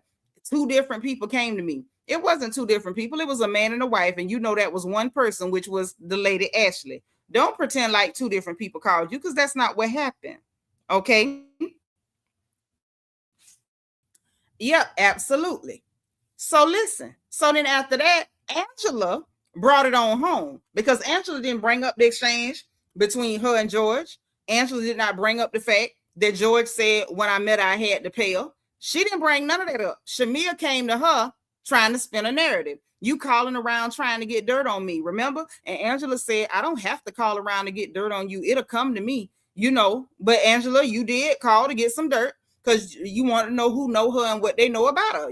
However you put it, whether you said, give me some dirt, give me some tea, what you know about this whole, whatever you said it. And that's where everything comes out with it, right? Okay. But Shamea didn't want to say no names. Instead, she tried to spin it that like Angela called multiple people to find dirt on her. So Angela just said, I'm going to go ahead and bust the bubble. I didn't call multiple people. I talked to one person, which was my neighbor. And I asked them what they know about you or whatever. Mind you, whole time, Angela still didn't say her name, not flat out at first, but she said her neighbor. And then eventually she said George. And then Phaedra was like, yeah, everybody know George Crash for Cash, okay? As though he's an ambulance chaser, Mr. Crash for Cash with the green beard, right? And so that's when she said, never said the wife actually said nothing. What she said was, George told me when he met you, he had to pay you. George said she looked so good, I had to pay her. That's what George said, okay? Now, do I believe that Shamea slept with that man? No, I don't. But we also, on this very channel, pulled up a clip with George calling his own wife a prostitute. So the fact that he referred to his wife as a prostitute, I believe George said just what the hell he said. You said it. And Angela told her what George said. And then she said flat out, did you F George? She never said, you slept with that man. I know you slept with that man. She didn't say, his wife actually told me she thinks you slept with that man. None of that. But what Shamea did was take her behind upstairs or text that woman and say, Angela told me you thought I was sleeping with George. So the lady could say Angela lying. Because if Angela had said that, Angela would have been lying. But that ain't what Angela said. Angela told you what George said. And then asked you flat out in front of everybody, which I think was grossly inappropriate. Are you effing George? Now that's what happened. Simple and plain. Which is the same thing that Angela and Drew accused Shamea of last year, which she did not do. Y'all remember that last year, first season? Hey, Cent 58. They told Shamea when they went out to work out with her and Drew and Angela, and they was like, but why would you ask her, did you F Dennis? And Shamea said, I never said that, which Shamea didn't say that. Shamea asked Drew, are you and Dennis dating? But by the time Angela and Drew got Shamea by herself, it was, you said, are you effing Dennis? You see what I'm saying? But then when it was her turn to do it to Shamea, she didn't say, are y'all dating? She said, are you effing George? So what she accused her of is exactly what she did to her. Flat out did it, right? Neither here nor there. So y'all went back and forth because you brought it up, tried to spin a narrative. Angela said, if you're gonna tell it, then you gotta tell it all. And she laid it on the line. And then you went and lied to the wife, and the wife gave you a text message so you could spin another narrative that Angela lied on this lady. And then Angela called the lady, and the lady was like, well, you asked me for information on Shamea and I didn't have none. And then when Angela said, well, what did Shamea tell you? How did it come back to you? And then that's when the Ashley lady was like, well, Shamea told me that you said I told you I thought that she slept with the man, and I didn't. And that's when Angela told her, but I never said that. So what she brought you was a lie. Now that's what happened in a nutshell. So even between her and Angela, Shamea, you initiated this back and forth because you thought you had a gotcha and it blew up. Then you did the text message and people was kind of rocking with you on social media, but anybody with a brain can kind of see, like, why would that lady just randomly say Angela lying unless you call her and told her Angela said something? How would she know anything about it? And what the hell would Angela have been lying about? Because Angela never said that woman said nothing. Angela never accused that woman of saying one thing. She repeated what the woman's husband said. Okay. So boom. Then with Porsha, hell, Porsha was literally ignoring that girl. Professionally ignoring that girl. And then everybody at dinner having a good time. They talking about churn and dating and baby daddies. And next thing you know, you won't let your child come to my house. Your mama's a hoe. So why Shamea felt like to say she was fighting for her life, that don't make no sense to me. How was you fighting for your life? You was fighting phantoms and ghosts and your goddamn self, because nobody was really going at you. Angela wasn't going at you at that time. You went at her because you thought you had a gotcha, and it got you. Simple. Because you wasn't expecting Angela to say, are you effing George? You wasn't expecting Porsha to say, you lying on my mama, but your mama was hunching your daddy's brother. Like, you wasn't expecting it.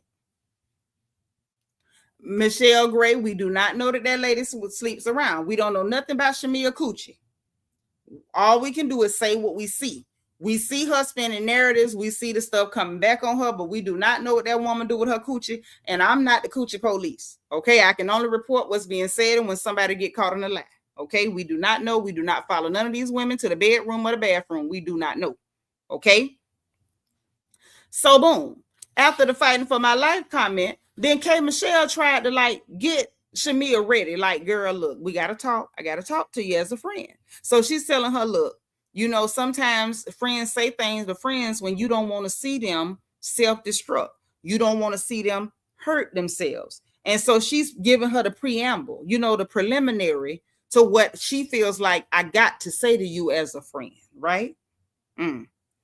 So anywho, and so then in her confessional, she was like, she don't want Shamea's failed relationship to become her whole personality, which I agree. If you and Porsha ain't friends no more, y'all ain't friends no more. Porsha's not your mama. Porsha is not our Lord and Savior, Jesus Christ. If you're not friends with Porsha, it ain't going to take no food out your mouth. It's not going to make your husband stop looking at you as the apple of his eye. It's not going to make your babies not be healthy. It's not going to make your mama not be alive. Like, you don't lose anything by Porsha not being your friend. So the fact that, like K Michelle say, why are you going to let this be your whole personality? It doesn't add up. I don't care how cool Porsha is, how much charisma, whatever she got, which is great. She does have a lot of charisma, even though we call her the Black Mamba on this channel because that's a deadly reptile. She got a lot of charisma. Cool. You got it. You're pretty. You got it. You got the shape. You got it. Like, ain't nobody mad at you. But if you're not friends with her, what did you lose, really, Shamea? Like, move on with your life. It's not that deep, right? Or it shouldn't be. So Kay trying to, get her comfortable because she's like, I got to say this to you because if I'm your friend, I got to keep it real with you. And so she told her, she was like, look, you came in to that dinner. You came in out of nowhere. You went real low, real fast. And basically, what the hell made you do that? Like, what would make you do something like that? And you can look at the look on Shamea's face. Shamea don't want friends that tell her the truth. Shamea don't want friends tell the truth. She want friends that sit in the amen section. Shamea want a friend like Kelli that's so broke and busted and disgusted that she got to say amen to everything because she needs a free place to stay. Because she needs some hand-me-down clothes and, you know, hook me up with somebody that can give me a couple of dollars here and there. Shamea don't want friends that don't need her for nothing because she don't want nobody to keep it real with her. And I peeped that. That's the last thing Shamea want is somebody to keep it real with her because she was annoyed immediately. The look on her face, she was disgusted. So I'm like, oh, so this is what you call jumping ship. This what you call jumping ship. Yeah, or a friend like Candy that's bitter as hell too. So when you bitter, she bitter right along with you. Y'all hate the same people. Y'all got hate in common. Yeah, you funding people lifestyle so that way you ain't never got to hear a friend that ain't right. But I'm sorry. To me, K. Michelle being a better friend to her than Kelli. Kelli is a user. And if she ain't careful, Kelli gonna be a usurper. Because I said it before and I'm gonna say it again. While everybody running around talking about Porsha jealous, honey, Kelli is the one that wants Shamea life. Kelli is the one she better watch and hope don't end up laying up with her husband. Or at least trying to. Peanut say, and then tried to play victim and went to fake crying with no tears. Baby ain't now teardrop. No, she ain't no leader, but she ought to be. You're a woman, you're a mother. How you a mama and you can't lead nothing? Yeah, a real friend to get you together. I don't want no friends that don't tell me the truth. I don't need that. No, she ain't like that at all. But her friend kept it straight with her. And yep, that's exactly why she hang with the lollipop girl. So she told her, she was like, girl, you basically told that girl that the father of her child been going behind her back and sneaking her child around you when she don't want the child around you. And then you went and said that wild crap about her mama, which is crazy as hell. Like, I need to get my hands on your kid, your mama a hoe. You sound crazy. And in the same conversation, oh, you just like y'all, your mama, y'all generational whores and all that. If you feel like it's generational whores, then that would mean you feel like the baby gonna be one too. So why are you so desperate to have access to this child? You freaking weirdo. I told y'all I smell roots. That mess going on with her and her mom, I smell roots. Ain't nobody gonna convince me otherwise. Oh yes. But so anywho, Divine Miss M telling, girl, you telling it straight now. You telling it straight. Yeah, it's real creepy. You breaking your neck to get your hand on somebody's child that you saying is a generational hoe. Did you think the generation would stop at Porsha if that's what you really think of them people? If that's what you really think of them people. It's crazy. And I feel like if you think that way, why was you so desperate to be around them? What did you have to gain from being around these people if they such generational hoes? Shamea, don't none of this make sense. So when she asked that, she went to talking about the Instagram post that she put up about my mama in the daycare, and they had and she didn't talk about what led up to that because they had been friends for years before that happened. But I got pictures in my phone just maybe a year or so ago when Shamea and her mama took pictures with Porsha and her mama. So how was they not friends for years because your daddy, your mama tried to sleep with my daddy? Are you sure they weren't friends? Are you sure they weren't friends? Hold on. Because I know I still got it. And we can pull it up after the fact. Shamea ain't doing nothing but lying backwards and forwards. And she basically did not have an excuse for it. And so K. Michelle told her, like, you didn't have to do that. You didn't have to do that. Like, that was not the time or the place for that. Even if you felt away, why would you do that there? And so then she said, they ain't gonna say, well, I'm danged if I do, danged if I don't. What do you mean, danged if you do, danged if you don't? Porsha wasn't attacking you. So how was you going to be danged if you didn't call her mama a hoe and make sure she know that you still sneaking access to her kid? Like, what? Why won't you let me be around your child and your mama a hoe and y'all generation of hoes? How was that going to harm you by not doing that at a dinner where nobody was arguing? In other words, what it gave is she had no defense for why she did that. That was some wild bull crap.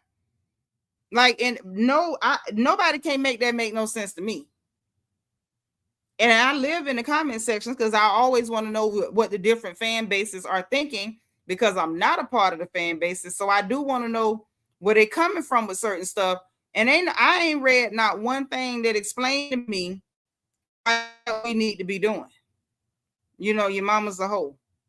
And because you responded to what I did with Cynthia last season by putting up an Instagram post and then confirming about the daycare purchase or whatever. So somehow that means that I need to call your mama a hoe. I don't understand how the two go together. The two don't exactly go together to me. You know, maybe I'm missing it, and that's possible because I'm not the smartest Negro in the room. Hey, blessed woman of God, thank you for being 237, sis. I'm not the smartest. I don't proclaim to be. So if somebody can make that make sense to me, that would be grand. But she couldn't come up with nothing. So then, as if that was not enough, okay. Then she tells her, you know, that she sent her invite and she showed the text message where Porsha told her she was sick in the head. I'm gonna see if I can get that. I'm gonna see if I can get it. Okay, here you go. Where Porsha told her in the text message, "Girl, I'm not coming to your DAMN party. You are sick as F. Please move along. Enjoy." So Porsha didn't go off on her or nothing, but y'all gonna recognize, y'all, I'm sure y'all recognize and notice that all throughout the rest of the show, anytime she was asked about it, oh, Porsha said F you, or basically F you. And no, I don't think it was F you. She just said, I'm not coming to your not GD, but your D party. You sick as F, and please move along. Okay. Yes, the party was at Shamea's house, Hyper, the same house that Shamea said she didn't want Porsha at because they wasn't in a good place when they had not argued. Now that y'all have argued and you called her mama a hoe and she called your mama a brother-in-law humping hoe, now you can come to her house because it's not awkward now. Y'all not in a bad place now. But when she invited you to her house and y'all didn't beef nor argue, then y'all was in a bad place. But once you call each other mamas a hoe, now y'all ain't in a bad place no more. And she can come to your house for Devil Day. Okay. All right. So, anywho, moving right along, because that's what she said, not me. Then K Michelle was like, you know, don't cuss me out, but I can't come to your party because she don't celebrate Devil Day either. She don't do Halloween. She was like, she ain't with the devil worshiping stuff. She ain't doing it. You know, the Lord says she can't come to the party. And so that's kind of how that scene ended. But she did not mention to Shamea in that scene, unless she did when the camera was off, that while during the course of Shamea's party, she was going to be on a double date with Mike and Porsha. She didn't mention that part. But I guess that maybe that was to spare her friend feelings because she really thought that was her friend at the time. Maybe that's what it was.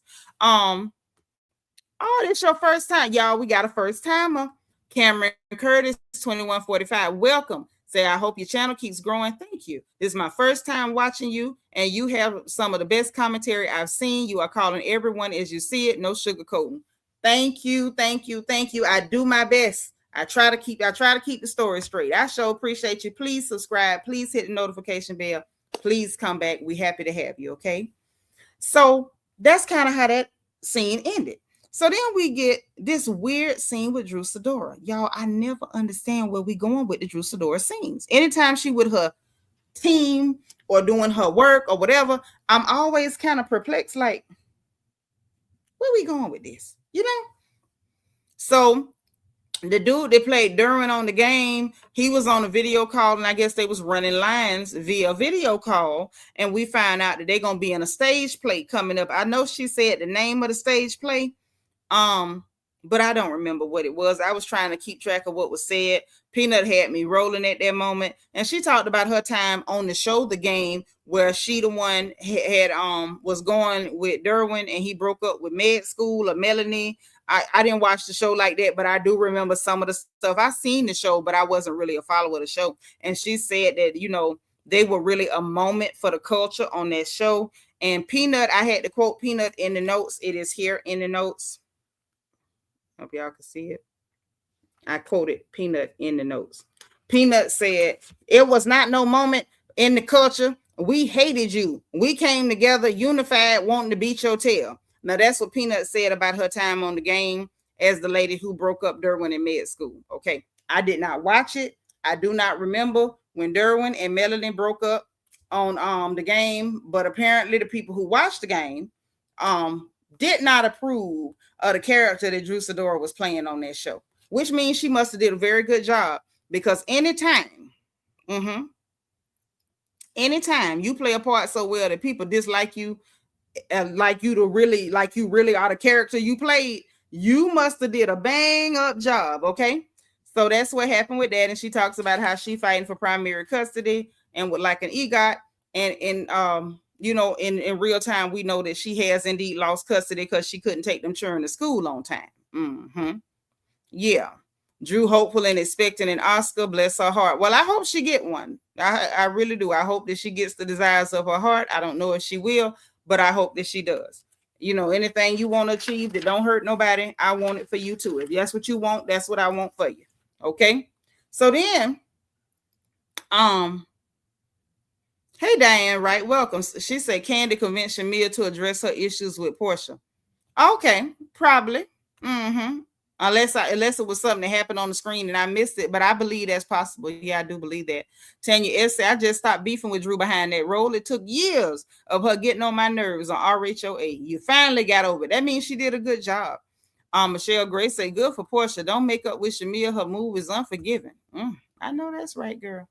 So look, then we get the Porsha and Diane scene. Now, I thought this was very moving. A very moving scene. Y'all know I like when we get a warm moment on RHOA, because we usually don't. It's read, gotcha moment, set up, take down, alliances. So we actually had a nice moment on RHOA.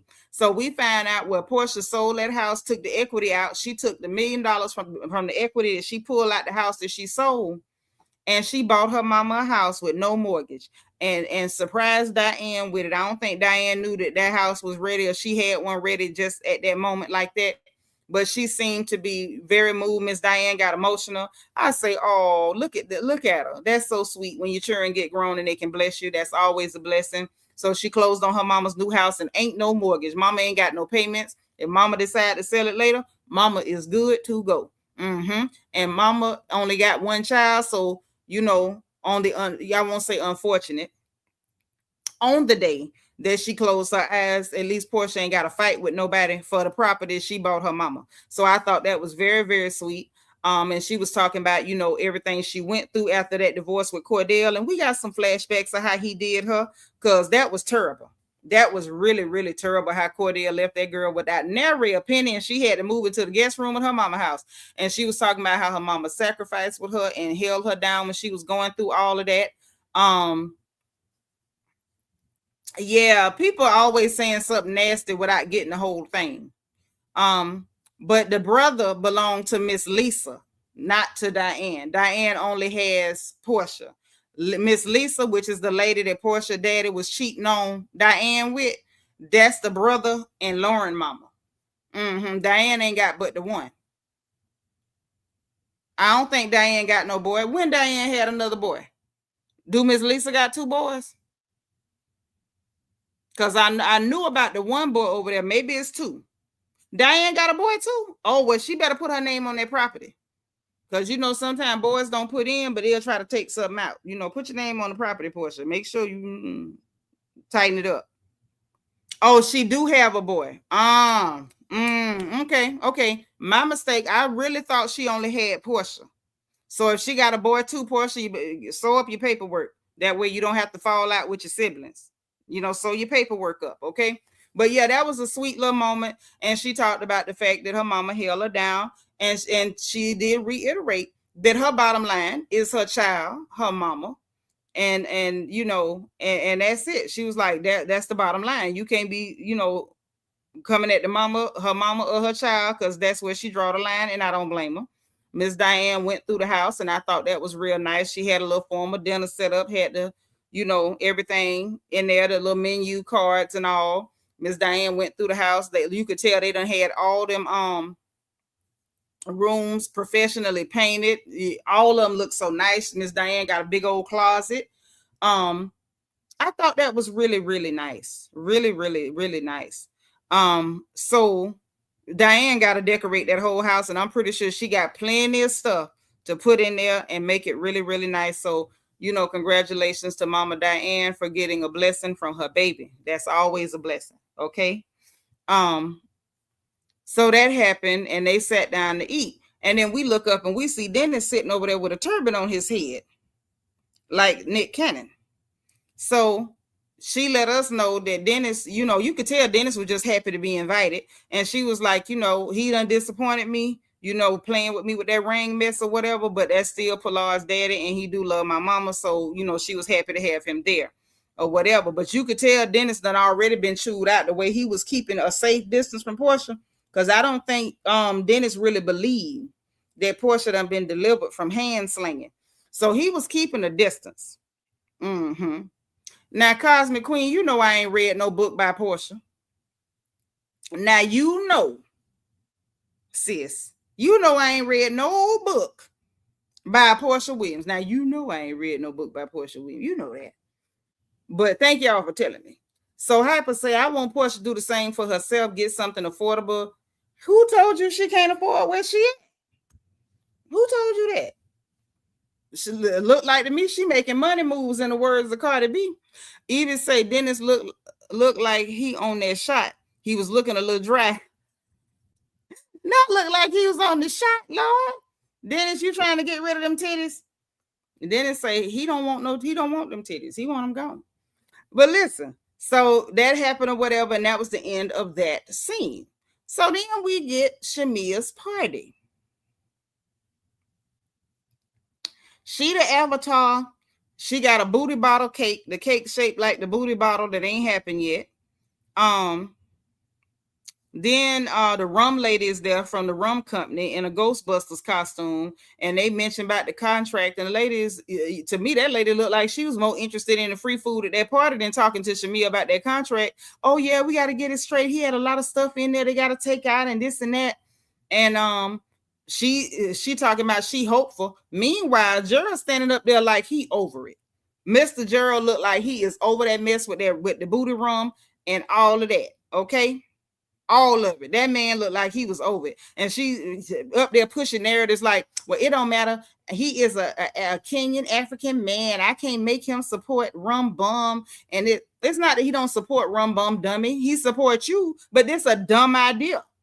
So yeah, he's not real happy about that. And then talking about but I sleep with him and saying all three of his names every night. Girl, who else the hell you supposed to be sleeping with? See, Shamea's a goofball. Why do you feel like it's the flex to tell us you sleeping with your own husband? That man paid the money to marry you. If you ain't sleeping with him, who the hell is you supposed to be sleeping with? My God, today, I sleep with him every night and holding a mouth stupid. Who the hell else supposed to be sleeping with him? Now, I ain't gonna drag him because I don't have nothing against that man. That man seemed like a very nice man. I believe he probably God-fearing and all that. Clearly, he got a relationship with the Lord to put up with Shamea and her stupidity. I believe he got to be saved. Okay? If he ain't, I believe he should be. And if he ain't yet, he's a candidate for baptism. I know he up for sainthood dealing with Shamea. Talking about I sleep with him every night. So, that man 19 years older than you. It wasn't for the fact that that's your husband, I would have told you to get checked for worms. The nerve of you. Just weird. What's wrong with you? That's the question, Lala. Is she cool? Is you cool? What's wrong with you? Super cringy. So weird. And it don't make no sense. Never mind. Don't pay me no mind. So after that, Cynthia shows up dressed up like Elma School Glue, and she talking about hopefully she can be the glue to put the ladies back together. And I'm like, okay, with the glue. Pinky and her husband showed up looking like zombies, or y'all say zombies. I thought they was in a car accident or something, so maybe they are zombies. But Pinky also had on a dress that was about a good whole size too small, because she only got that zipper halfway up in the back, and all you seen was back titties. That's all I seen. It wouldn't go no further. I mean, it had the meat in the back just pressed together like that in the middle of her back. I said, Lord, why would she do that? Girl, if it's 7 or whatever he is, he olding her. And she up here acting like people is sitting up lusting over her husband, and she somehow is flexing by telling us she's sleeping with the man she married to. And I still say, if it wasn't for the fact that that's your husband, I would have told her to get checked for worms. I still said what the hell I said. Because don't nothing about that man look youthful. Now, he seemed like a very nice man. Well, I'm not, y'all can pretend, but I'm not finna sit up here and pretend like that man look youthful, because he don't. Because he don't. But nothing against him, because he seemed like a very nice fella, okay? And I really pity him that lady has got him on this TV show that he don't want to be on, doing all this weird, cringy stuff.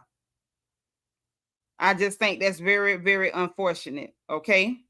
But either way, you know, if he like it, I love it. That is his wife, and it ain't my business. Not my business, and God bless him, okay?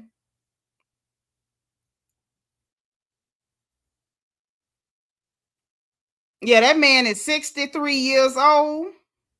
How old is Shamea? Hold on. We're going to find out how old Shamea is. Because that man old. He's 63. Okay? I ain't saying that that's ancient. She 44. Let me get my calculator.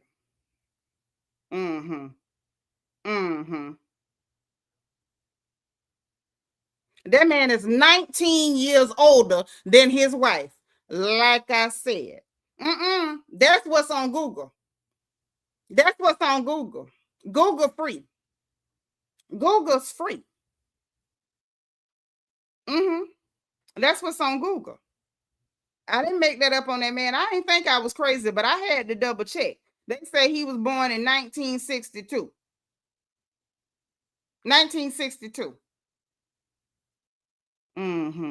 That's what they're saying. I don't know, but that's what's on Google. And then if you dig a little deeper, they say some fan threads are claiming that he's only 53. But that man don't look 53 to me. He don't look 53 to me. But Google said he was born in 62. If he was born in 73, that's a hard 50-something. It's a hard 50-something, because that show ain't what Google said. Not what I just pulled up. Ain't my business. I ain't married to the man. But I didn't think I was crazy, and I didn't think I pulled that number out of thin air. I knew it was said. I knew it was said. I knew it was said. And he absolutely does look 63. If he ain't, it's a shame. If he looks 63 and he ain't, it's a shame.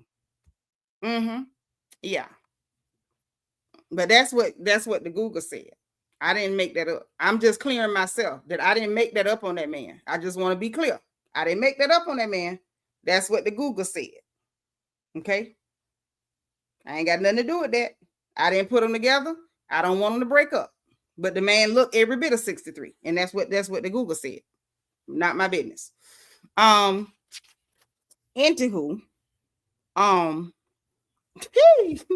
hey, like I say, none of my business. I just want to be clear that I didn't make that up.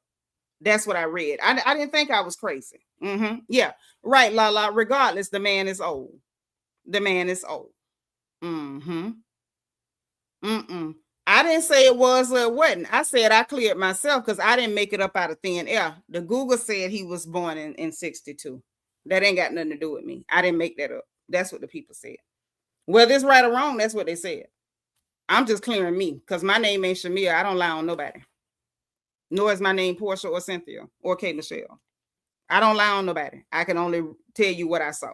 That's what I saw. 19. That's what I saw. Thank you. Thank you. That's what it said. That's what it said. I didn't make it up. I just want to be very clear. Episode 10 stated that Gerald is 64. Oh, Antoinette, was that episode 10 of this year? Oh, at his birthday. Hey.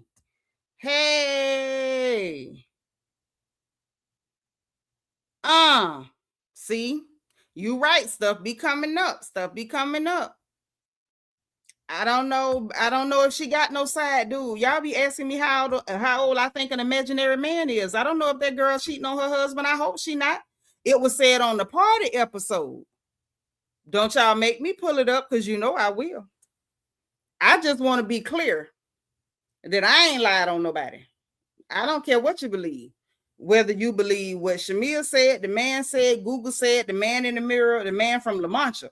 I just want to be clear that I didn't lie on nobody. That's all. Not my business. But either which way, it was cringy for her to be telling us she's sleeping with the man that married her.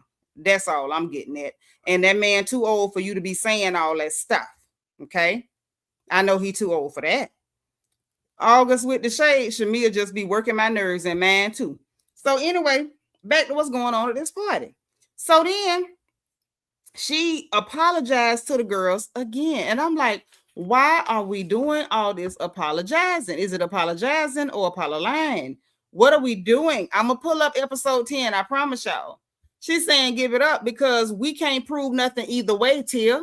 You okay? We can't prove nothing. We don't know anything. Google say this. Y'all say that. I don't know, because what does it matter to me? I just want to prove that I ain't lied on nobody. That's all I'm saying. I don't give a darn how old the man is, if you really want to know the truth. Her and Gerald relationship look forced, I swear to God. Why, Lord? I don't think it's forced. Gerald loves her. I don't know that she's sneaking. Hey, Sincere. I don't know. I don't know if it's definite. I just know that's what the people say, and I did not do it. I didn't make it up. That's all I want to be clear. Been watching RHOA. Oh, thank you so much. Welcome. Y'all welcome, Tony Sutton. Spam the chat with the word welcome. Listen, Tia. Now I'm gonna tell you, drop it. Like, girl, we can't prove. I don't know anything. I can't prove nothing. I only said what I saw. You going on and on about this like we got to go to trial and somebody gonna be convicted. We don't know. I don't know him. You don't either. I don't know anything about this man. I just know what I read, and I'm making it clear that I didn't make up nothing on him. Yeah, they definitely not the same generation, and that's clear. And welcome to Tony Sutton. Yeah, because I'm not going, drag that out. It ain't that deep. It's not that deep for me. But I just want to make sure it's very clear that I didn't make up no story on that man. Hey, Miss Gardner. So anyway, she did another apology for making them feel uncomfortable. Ma'am, it's not just that you made them feel uncomfortable. You called an old lady, a geriatric old lady, a hoe at a dinner in Scotland. Y'all in a foreign country surrounded by all them clear people in that expensive restaurant where everybody was chilling, and you randomly call a senior citizen a hoe. Like, girl, okay. But I'm sitting there like, Shamea, another apology. Here we go again with, making them feel uncomfortable. She said the party, she hadn't even done the real apology yet. That's when she made the statement that the party was her apology for making them feel uncomfortable at this point, right? She hadn't done it yet. But Pinky was, asked her, did you talk to what her name? Is everybody, she didn't really answer, whether she talked to everybody, but she said, I sent invitations out to everybody and I got a response back. Everybody come in except for the FU one. Right. So she was implying that Porsha had told her FU. And so Pinky was trying to ask, like, that's what she said. She was like, well, pretty much. I don't know if that's pretty much what Porsha said or whether Porsha said, and I quote, girl, I'm not coming to your D party. You sick as F. Please move along. Enjoy. Now, that's what she said. The poster gave Gerald's age. It was a banner on the screen. Well, sis, you going to make me pull it up or you going to pull it up for me? Because, I'm going through notes. Pull it up then. Make it easy on me. Help me out. Help me. Cameron Curtis says all them apologies when she already told Kelli she don't think she did anything. Thank you. She said that when they was over there at that creepy graveyard with Phaedra and Cynthia, she said that to Kelli. She didn't feel it's easier to just apologize, even if I don't feel like I did anything wrong. It shows you the way she's trying to get the group to perceive her. Yep. But Gerald calm and content. Shamea is wild. Which sometimes it worked like that in marriages. Sometimes opposites attract. Maybe that's what attracted him to Shamea, is the fact that he could tell she wild and he's more laid back and conservative. That could be why their marriage works. And I pray it continues to work, right? August said, then the generational bloodline comment was directed at Pilar. That's too far. Yes, it was. And that's why I said I call roots. Y'all want to do roots on that woman child. I'm sorry. I know Porsha say she's a reform crash out. That's what her and K. Michelle say. They don't want to be crashing out. They reform crash outs or whatever. I'm not that reform. You sitting up here call yourself trying to play in roots over my child. I'm gonna beat you half to death is what I'm gonna do. But I'm from Florida, so that's my disclaimer. But anyway, then Porsha and K. Michelle, they out there on a double date. Her K. Michelle and her husband, and Porsha and that man Mike. Because at this stage in Porsha's story, she's still dating the man Mike and the young lady Patrice that she calls Sway. I don't like the nickname, so if y'all hear me say Patrice, that is who I'm talking about. So they up there talking or whatever, and they get to talking about K. Michelle's like, why you not going to the party? It's a Halloween party, you not going to it? Oh, I thought I heard something. I did hear something. Jesus. I need a weapon or something. Let me check my camera. Hold on. The hell going on here? I don't like funny noises at all. Oh, okay. Oh, that's that man. All right. But anyway, she was like, why you not going? And she was like, girl, what you mean? Because Porsha's still trying not to talk about Shamea. So next thing you know, she said, oh, because I seen your text message. So Porsha like, what text message? She's showing the text messages again. She was like, girl, this girl is habitual. Why is she showing text messages or whatever?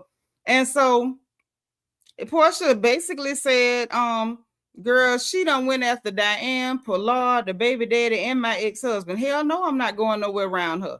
And I could dig it. And so Kay was like, look, I just don't want to see the old Porsha come out because we both former crash outs. We reform crash outs or whatever. So we not trying to do that no more. And Porsha was like, girl, it's World War III. And I said, well, you can't nobody blame her because you done did all that. Why in the world would I be thinking about making peace, moving forward, or anything else? You done call my mama a hoe and you up here trying to be rooted and sneaky with my child, girl. Bye. We ain't no move forward, ain't no cordiality, ain't nothing. You say nothing to me. Don't you say a word to me. Okay.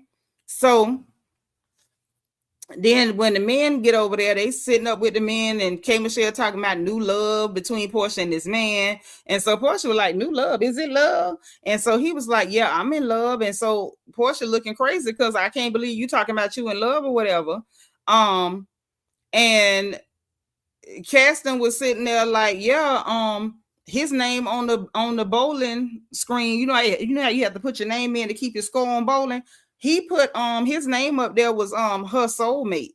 So I'm sitting there like, oh yeah, you trying real hard to sell it, sir. You selling something and I ain't buying.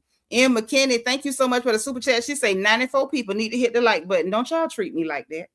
Don't treat me like that because y'all know y'all don't want no Turkish lesson and you know it can happen. So don't treat me like that. So look, listen. Thank you so much for the super chat, sis.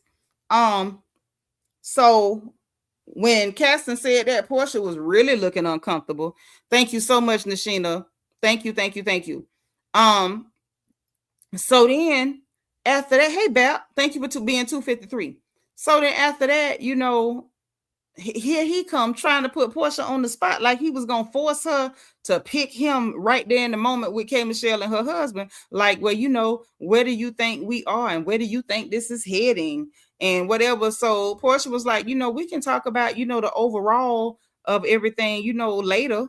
Like, in other words, don't put me on the spot. And so K. Michelle was like, look, in the end, I just want what's best for her because she's like me. She's a hopeless romantic. And whatever's meant to be is gonna be. And I'm like, I'm glad you shut that down, because you can't pressure that girl into picking you. What are you even talking about? Like, are you well? Are you okay? And so at that point, it kind of got shut down, and the men went to go bowl. And then Kay and Porsha was just talking, and Kay was like, "Oh, I think he really likes you," and she was letting her know, like, "Girl, I am still dating, and I seen a different side of him today." So I guess she kind of picked up what he was putting down. And so I don't think she really liked that he tried to put her on the spot like that so he could be embarrassed. Hey, Papa. Hey. So yeah, I don't think that was gonna work, but he definitely tried to pressure her, and I think it was absolutely not cute.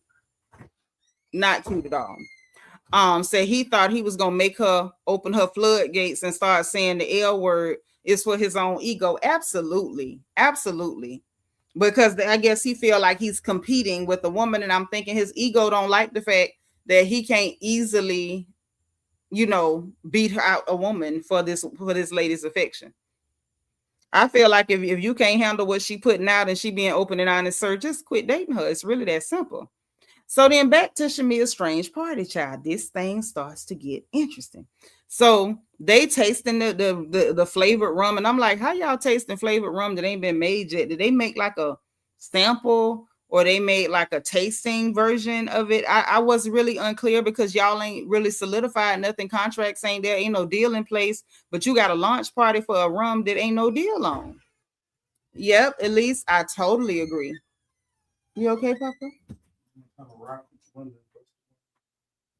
In the back? The windshield? The side, the passenger side. Driver's side? I mean the front? Yeah. And busted it out. Oh wow. That's crazy. You sure can't. How are you? I'm okay, but I'm live. Child, everybody know you here.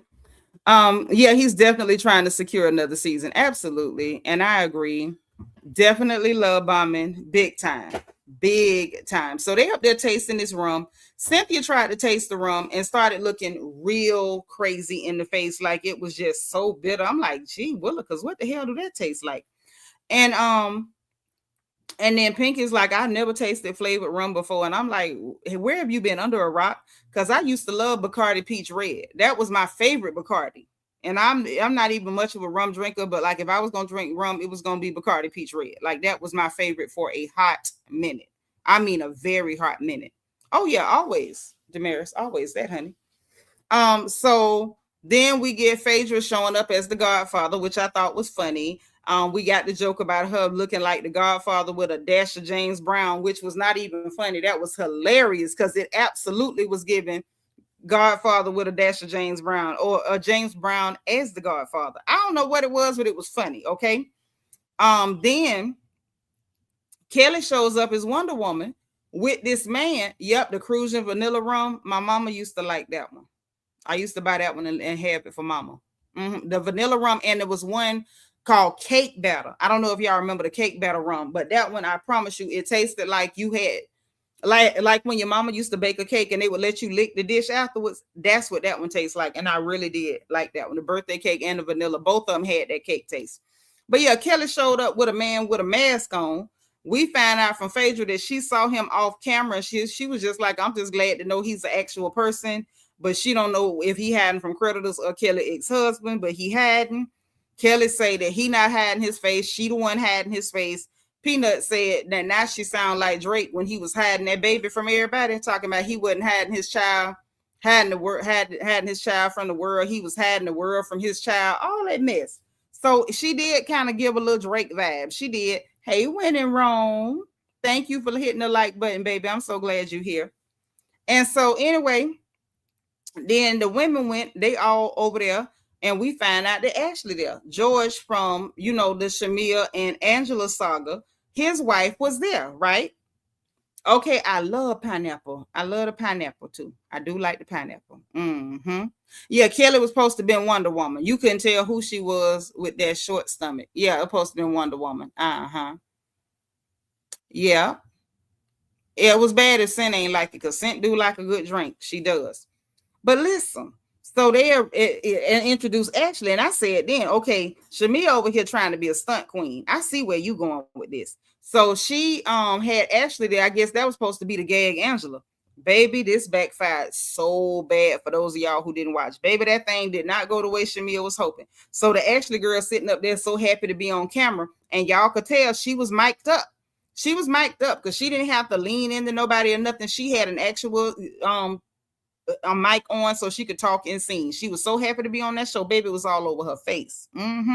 Just like that sad makeup. It was all over her face. It's written all over your face. It was there. So anyway, Drew come in. She want to be Cowboy Carter. That was actually a decent look on her, even though we do not support Devil Day, but it was a decent look. K. Michelle and her husband showed up for support, but they absolutely did not dress up because they were not going to do any devil worshiping for Shamea. Even though she said this do feel like some rich Satan worship, but she did come in to support her and say that Shamea is over here trying to be the breadwinner for a house that's already paid for. And I thought that was a golden statement, because Gerald don't need no help being no breadwinner. That man is a championship breadwinner. He really is. And God bless him. So this is when Shamea actually gave her apology to the ladies verbally, because she said the party was her apology to them. And then she gave an apology. Oh, I'm sorry. Here she go. I'm sorry for 2004. She Ruben stuttered. Apologize. I apologize, Anita Baker. She did all the apologies, right? And so Drew is in the confessional, not buying it at all. And she's like, child, we don't need no more apologies. You need to go apologize to Porsha, not to us. Which is true, because she didn't call none of their mamas a hoe. She called Porsha mama a hoe. That's what she did. So then Phaedra was like, well, have you spoken to Porsha? And she said, well, I sent an invitation and I basically got told to F off. And so Cynthia was like, well, as far as the text message, the response meets, the situation. Like, you call somebody mama a hoe, they gonna tell you to F off. Like, they not finna talk to you. Are you dumb? Are you dumb in my Remy Ma voice? You got to be dumb to think somebody gonna talk to you after that. Dana Brown, thank you for being 266. And Shamea had the, disgusted look on her face again. And so she was absolutely disgusted because she don't like nobody to call it like it is. That response that you got, it warranted that. You call that girl's mother a whore. Like, what did you think she was gonna do? Like, can we be very for real here? And so I could tell that she kept saying, oh, she basically told me to F off because she wanted people to be like, oh, why did Porsha do that? Nobody's asking why did Porsha do that. Nobody's asking that. No, we're not trying to find out Michelle Gray. That man has an HVAC company that's very successful, and he has contracts with the airports. Those are big contracts with our airports. So that's how he got his money. His money is legit. He's a hardworking man, and God bless him. I hope he continue to make plenty of money. I like that for him. I root for our own people, but I'm okay if black people from other places make money. It's okay. He ain't stealing nothing. Unlike some people, he ain't stealing nothing. So anywho, nobody took the bait and said, oh, poor you. Why would Porsha do that? If you're reaching out with an olive branch, why won't she accept it? Like, nobody was jarred by you claiming that girl told you to F off or whatever, because that ain't what she said. She said you sick and to move along, and she wasn't coming to your party. That's what she said. But yeah, and the Halloween party was boring. And Cynthia did eat that little one. She really did eat it, because the response absolutely did meet the situation. Airports and malls. They're not trying hard enough, because it's real easy. Like, the information right there. Getting them big contracts like that with HVAC is good money. And Shamea is not being very mindful or thoughtful of her husband. And that's not our business. But I really wish she would do a little bit better, because that man ain't comfortable with none of that stuff that lady's doing. And I think it's clear at this point. But anywho, and I think that was Drew that told her, it was a whole new low, and it's just got deeper and deeper. And then Kelli chimes in, and it was so funny because Kelli hey, you tried it. Kelli chimes in, y'all, and she's like, but it was crickets when your friend Chi-Town talking about Angela said Shamea was sleeping with George. And mind you, Angela never said Shamea was sleeping with George. That's never what was said. So mind you, the Ashley girl sitting on the couch, right? So she was like, well, yeah, Angela called me and said, I need some tea on her. But Angela shows up dressed like the police. I say, oh, let's see if you keep that same, bass in your voice when Angela show up. Because I don't think she realized that Angela was coming, or maybe Shamea didn't prep her like Angela is going to be there, because that girl, her facial expression and everything changed once Angela got there. So I already knew you're not finna keep the same energy. I need the because I put quote, I need some tea on her, because that's what she said. I need some tea on her. That's what she said, right? So Angela showed up dressed like the police. Okay, she talking about, yeah, I came like the police because I'm putting cases on all you bees. And I guess that was her quoting Lonzo from Training Day. If you know, you know. And so they getting into the conversation when Angela walked there. Shamea was like, well, we was just talking about the situation with you and George and me and yada, yada, yada. And so Ashley was like, yeah, you had said whatever. And she said, that's not what I said to you. And so then Angela said what she actually did say to that lady. And she was like, she said, no, I asked you what you know about her, or, what do you know her, or what do you know about her, like that. And so the girl said, well, for me, that's tea. No, it's not for me, that's tea. Either she said, I need some tea on her, or she said, what you know about her. Do you know her, or what you know about her is not, I need some tea on her. Somebody saying, I need some tea on her means I got an issue with her and I need you to slang some dirt. She said, what you know about her.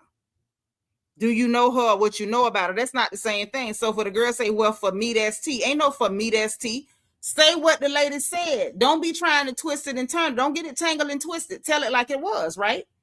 So then Angela corrected what happened. She was like, no.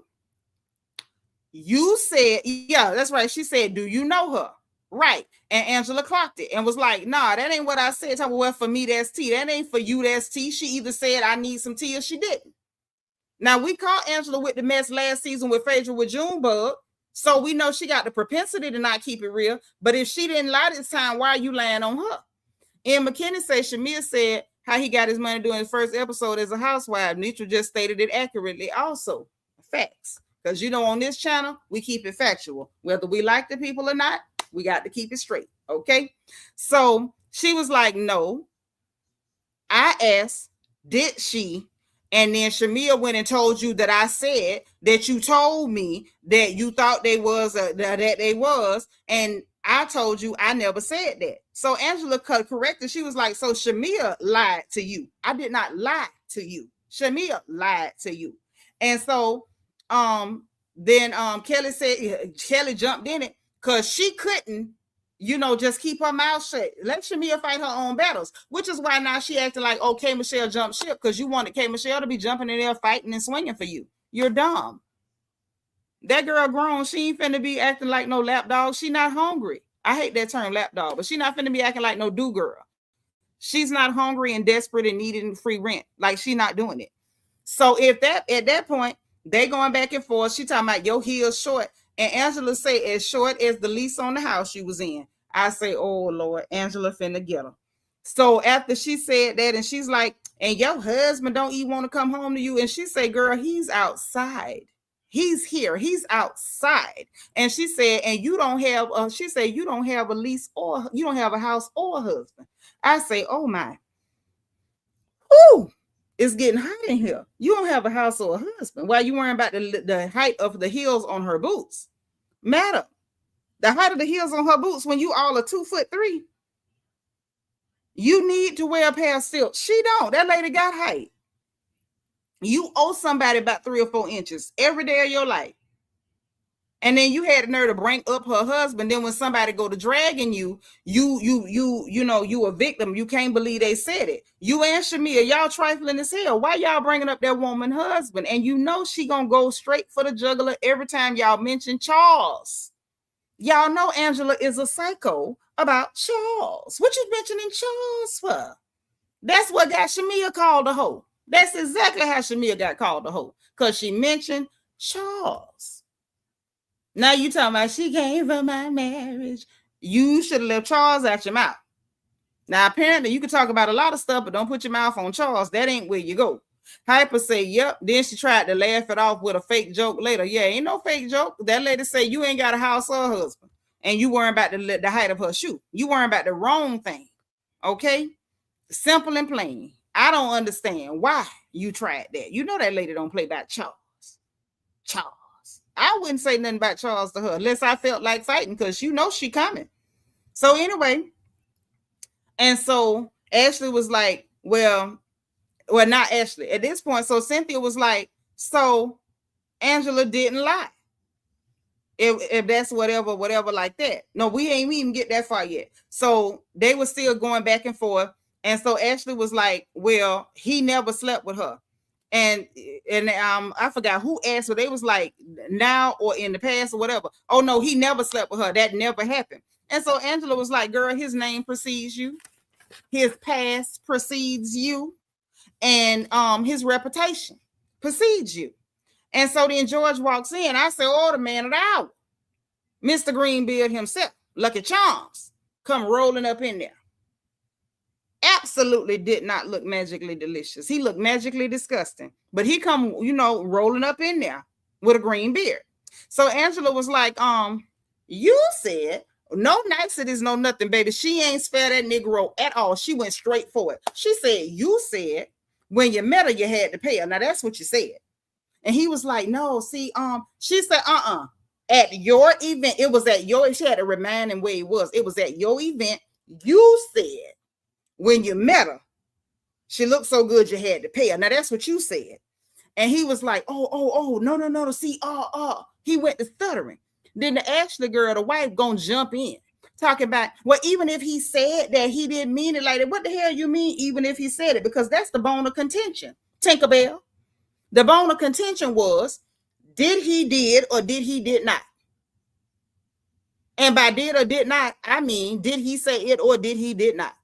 And apparently, yes, the hell he did. Ain't no even if he said it, because that's what Angela claimed, that he said it. So once we get out that, oh, you did say that, what the hell did you even talking about? Even if he said it, he didn't mean it like that. Oh, the hell, well, you need to be mad at your man for saying what he said. And we know he said it because we played the clip when he was talking about how he met you and he referred to you, the wife, as a prostitute. His words, not mine. I'm in hot pursuit of a prostitute, talking about the woman he married. So if you can call the woman you married, you can refer to her as a prostitute. I know good and hell well you said what you said about Shamea. Do I believe Shamea let that man touch her? No, I do not. Do I believe that trifling, no good, green beard, pot-bellied Negro said it? Yes, I do. Yes, I do. And he went to stuttering and bumbling, and it gives me, the wife, no, he said it too. That's why she had to say, well, even if he said it, he didn't mean it like that. Well, he shouldn't have said it, because anything you say, somebody can repeat. Even say Angela did indeed come to put cases on you, bees. Yes, she did. She came to put cases. So he said it and paid her. But he gave a donation, but he made it sound sleazy because he a sleazy man. That's a sleazy man. He said that. And it was so funny. And after that, so that's when Cynthia was like, so Angela is not lying. Even if he said it jokingly, he could have been joking when he said it, but he said it. So Angela did not lie on that man. And so Drew was like, well, Angela's vindicated then, which she was, because Angela never once told Shamea, oh, I know you effing George. She asked her, are you effing George? Point blank, period, in front of the camera. We all saw what was said and what was not. The person that she made a declarative statement about was George. George said, blase, boop, boop, boop. That's what George said. And George is sitting up there, him and his wife, copping to the fact that, oh, you did indeed say it. Oh, you said it, honey. You said it. Yes, you did. Hey, Lyrics Mom. Lyrics Mom say, sound like Angela heard something about them from the past. She might have, because she sure let her know, baby. He predates you, because that man old in her. That man old in her. So look, after that, then K. Michelle talking about what y'all, what Drew mean that Angela vindicated? Yes, the hell she is. Because she never said that they slept together. She asked a question. So K. Michelle said, well, the bottom line, he ain't been in her hot pocket. He ain't been in her hot pocket. He ain't. We don't know what happened because we wasn't there. And y'all saying Shamea looked nervous, and I believe that she might have been a little nervous because she brought them there to be a stunt, to pull a stunt on Angela to try to catch Angela up. And baby Angela, as the baby said, came to put cases on them. She came to get them some cases, honey. Anything you say can and will be used against you. Miss Oakley came as the law, as the right arm, the long arm of the law. Right. Shamea twisting Angela words. She twists everybody's words. I wouldn't talk to Shamea. I wouldn't. Because you twist something I say, I'm embarrassed you. And I'm talking about bad. I'm embarrassed the dog piss at you. Okay? Right, Michelle Gray. There go K. Michelle defending Shamea again. But this the person you saying jumped ship on you simply because she told you the truth about yourself. Ain't that nothing? So look, after all that, then next thing you know, we see George and his wife Tinkerbell get up and get the hell on up out of there. And when they leave, and K. Michelle Klein talking about, now we know good and well that girl ain't with that man for nothing but money. Ain't what she say, ain't enough love in America for her to say she in love with that man. She ain't in love with that man. She in love with what he can handle because he looks terrible. And K. Michelle ain't lying. That girl got to be there for the money. Right, la. Now she say that Shamea was having a Betty Wright moment. I'm nervous. Hit it, y'all, in the chat. The girls my age and older. And I'm trembling. Waiting for George to walk in. She tried hard to relax, but she just can't keep still. Okay, she couldn't keep still. And she set herself up for that. But yeah, George and Tinkerbell got the hell from over there. And I'm like, guilty people act like that. Innocent people don't take off and run. Like, what the hell y'all running for? Why y'all running? Y'all running? We running now? Oh. Yes. That's right. Shamea was over there quiet as a church mouse. You can hear a rat piss on cut. No, like, Shamea, you ain't got nothing to say, and you set all this up. All right. Hyper said I'd have my phone on record anytime I spoke to Shamea, and I'd let her know the convo was being recorded. You got darn right, because you lie too much. That girl, listen, she got diabetes. Now, we knew Drew had it, and everybody called out Drew about her lying, but I need y'all to call out Shamea about her lying too. Shamea always twist people words. She got a spirit on her, got that lying spirit, child. She can't stop. So anyway, they get up and they fly the coop. K. Michelle joking about that pretty girl with that old man. And then Phaedra say, well, hopefully we could just table this and let this go. We just table this and let this go. And so Angela was like, yeah, every time I think sub table, it comes back, And so Shamea was like, well, see, it ain't gonna work because she already saying I'm gonna stab her in the back. Girl, because that's your move. That's your move. You gonna do some stabbing of the backs. So then we get this booty match game. This was the stupidest thing. Oh, sweet Lord. It was the stupidest thing I've ever seen. So they up there with the moles they done made everybody's behind. It looks disgusting and ridiculous. These slabs of butts that they holding up in the air. Who booty do you think this is? You got to match the booty. And they showed one booty. They like, oh, I think that might be Cynthia booty. Then Kelli and Drew up there arguing over whose wop-sided booty it was. I don't even know who wop-sided booty it was at this point.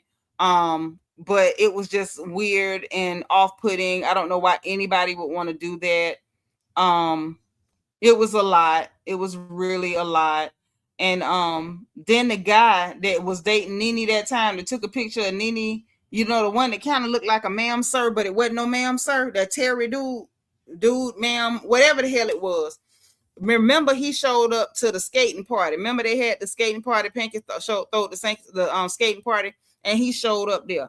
And then Drew said somebody had talked into going on a date with him, and he didn't even show up. And then he shows up there bringing a horse, because I guess she told him she was going to be Cowboy Carter. So he brings a horse, and she talking about, now I'm stuck with a doggone horse. And K. Michelle was like, she feel like Drew rented the horse, and she's pretending that she didn't know that the horse was going to be there. I don't believe Drew rented no horse. Y'all know Drew money bad. Drew ain't rent that horse. That man did that because that man want to be on TV really, really bad. That's why he took pictures of Nene sleeping, like she wasn't single and she could date whoever the hell she wanted to, because he's a clout chaser. So now since Drew on the show, I guess he see her as low hanging fruit. So you up here taking taking your opportunity to come on camera with a horse at the people's house. Shamea talking about Rum Bum got launched, and I'm like, y'all ain't got no contract, no deal, no distribution, but it's launched. Okay. Yes, that man loves her. She's very embarrassing and she don't listen. And for that man to be there, that man loves Shamea. I don't want to hear nobody tell me that Gerald don't love Shamea, because I'm not finna believe that for 1 minute. I'm not finna believe that for 1 minute, not for a half a second, that man don't love Shamea. I believe that, and ain't nobody gonna tell me different. But yeah. So when Gerald said he has, it was something out there, was a surprise. We all thinking he done bought something for Shamea. It was that stupid horse. So, and she said, let her be delusional and pretend like she thought everybody had a good time at her party. And I'm just glad she realized that would be a severe delusion, to be thinking that the women had a good time at that party. They did not. They came there. I'm sure they enjoyed, Officer Oakley putting cases on all y'all, because I know most of us did enjoy watching Officer Oakley put cases on y'all. Absolutely enjoyed her clearing up the fact that she ain't said y'all slept with nobody and nobody slept nowhere, took an Ambien, Lunest or nothing, and that what she said George said, he actually did say. So yeah, Angela was vindicated, regardless of what we think of her behind her behavior last year with the June bug and the Godfather. She was vindicated this year. Now, she was guilty last year. This year she not. Now that's just that. But I did enjoy that. Hood Star say she loved it too. But I'm gonna say this episode, even though it wasn't the most action packed, we got a lot out of this episode. We got more insight on why Shamea is accusing K. Michelle of jumping ship. We got more clarity on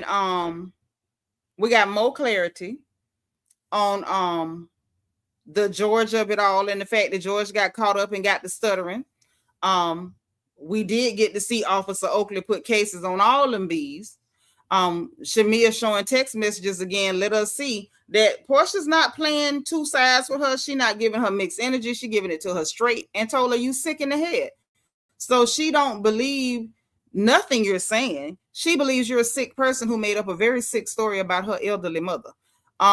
We got a lot out of that. And we got to see the conversation between K. Michelle and Shamea, where Kay was very much so being a good friend, but also very much so telling her friend, hey, friend, that wasn't it right there, what you did. And to me, that is a good friend. So we got a lot out of it. On a 1 to 10, y'all tell me what y'all rating this episode. I'm giving them a solid 7.9. I think we could have had a little bit more out of it, but overall, 11. Overall, I think we got a lot out of it. I don't think every episode got to be super duper action packed, as long as I can get something out of it. And I think we got a lot out of this one. The K. Michelle and Shamea conversation alone was worth the price of admission. And Angela Oakley, Officer Oakley, dang on sure was worth the cost of admission. Absolutely was worth the cost of admission. Let me see what y'all rating this episode. I got to see what y'all giving them. Hold on. All right. DS said it's an 8. Okay. Since 58 gave him a 7. Hood Star 7.5. Michelle Gray. Sis hit him with a cool 8. All right. Aries Diva say 7. Sunshine 7. Okay. Auntie Eva gave him an 8. Sinclair Baptiste gave him a 2. All right, Angie girl say 5 for her. Can't get her past the 5. Nika J 7.5. Okay, Jen say 7. Natoya 7.5. Okay. Miss Nita gave me a 10 for the review. I got 10. Okay, Peanut gave him an 8.8. Yeah, they gave us something to work with this episode. Now, next episode look a little interesting, because it looked like we find all that has been bubbling under with K Michelle and Shamea accusing Drew of trying to link K Michelle name to Black. It looked like all that about to come to the surface, honey. Because unless I miscalculated, Drew showing the inboxes where K Michelle been inboxing Black. So I don't know what the hell been going on, but she been DMing somebody. Is next week the season finale? Is that what it is? If so, somebody let me know, because y'all know I can't keep up. I just keep up with what's happening, write down what it is, keep track of who said what, and try to keep the story straight, because none of these women don't like to tell the truth about nothing. So y'all saying it is the last episode. Okay. Yeah, I mean, I can see it. I can see that with all of that bubbling under and them sitting up doing what they was doing to that girl, even though y'all know I can't stand Drew, because she normally do about 85% of the line per season since she been there. It was kind of interesting to watch her be forced to not be able to lie, because Drew couldn't lie for them lying on her. So I kind of feel like Drew got a right to give it to her. K Michelle has cleaned up a lot of her foolishness, but you cleaned it up a little too late. And I don't know what's going to push Drew to the point of just going to get the DMs from the man to read them on the screen, because I would like to know. And I think K Michelle's husband going to be fine either way. I don't believe he's going to be like, yeah, I'm done with you. I'm not fooling with you. I don't believe that's what's going to happen. But I do believe that this might get a little sticky. I don't know. Yeah, she definitely took Drew's lying spot. She took it right from her. Didn't even let her have it. Deborah Randall said this episode had much too much Shamea for me. Yeah, it was a lot of Shamea. Lawyer Shamea, K Michelle and Shamea at the party, being the avatar. The party was dry. The lawyer scene was dry. And now the scene with her and K Michelle, that was decent, but K Michelle was giving, and she was just sitting there looking crazy and not able to really justify any of her moves. So yeah, that's what it is. Thank y'all so much for rating me a 10 on the review. Y'all know I work hard for y'all. I literally got off the road, watched the show, took the notes, and went live. I have not even washed the road off me yet. Okay. But yeah, so we did that. We got through that. And Bap say the booty moles irritated her, and me too. So listen, y'all. Listen. Y'all know what time it is. We've been here for 2 hours, 32 minutes, and 43 seconds. It is time to go. If you didn't hit the like button on the way in, I need you to please, if you don't mind, hit the like button on the way out. Hit your notification bell every single time we go live on this good channel, okay? Subscribe if you haven't subscribed, because you know you happy to be here, and we happy to have you, okay? And we want you to come back, all right? Along with the notification bell and clicking all, make sure you're in Discord, so that way you'll know when I'm going live. Even if you don't get a notification from YouTube, you'll get one from Discord, okay? And if you want to join channel membership, there's a join button beneath the video and a membership link in the description box. Also, in that description box, we have the link to my book, Little Girl, Big World. It is a survival guide for girls leaving home for the first time, okay? So make sure you grab a copy if you can't afford a copy. If you cannot afford a copy, inbox me in Discord. I will see to it that you get one free of charge. Make sure y'all are in Discord. It's so super important. Also, in that description box, we have the link for our merchandise store, so you can get your crown gear and represent the royal family, and the link to our Amazon page. My wish list is there if y'all want to send goodies or pins or notebooks. I appreciate any and all support. I want to say a special thanks to DT, to Nashina, to N McKinney. I want to say a special thank you to T Monique and Iron Butterfly for sending cash apps. T Monique, Iron Butterfly, and Nap Queen New Orleans. Thank y'all for supporting the live. Thank everybody for hitting the like button. Thank y'all for the bubbles. Thank you for the comments. Thank y'all for keeping me on my toes. Thank you again. And everybody who hit that like button, put a like number in the chat. Listen, y'all know what time it is. It's bedtime. Remember, good night. Say your prayers. Do not be going to sleep without praying. It's too dangerous, okay? Say your prayers, sweet dreams. When you get up tomorrow for work, school, whatever you got going on Monday morning, remember, please, to be positive, be productive, encourage the people around you, and save some energy and resources to encourage yourself, okay? And in case nobody else says it to you, remember this: God loves you, I love you, and there ain't nothing you can do about it. I'm gonna talk to y'all again soon, okay? Bye.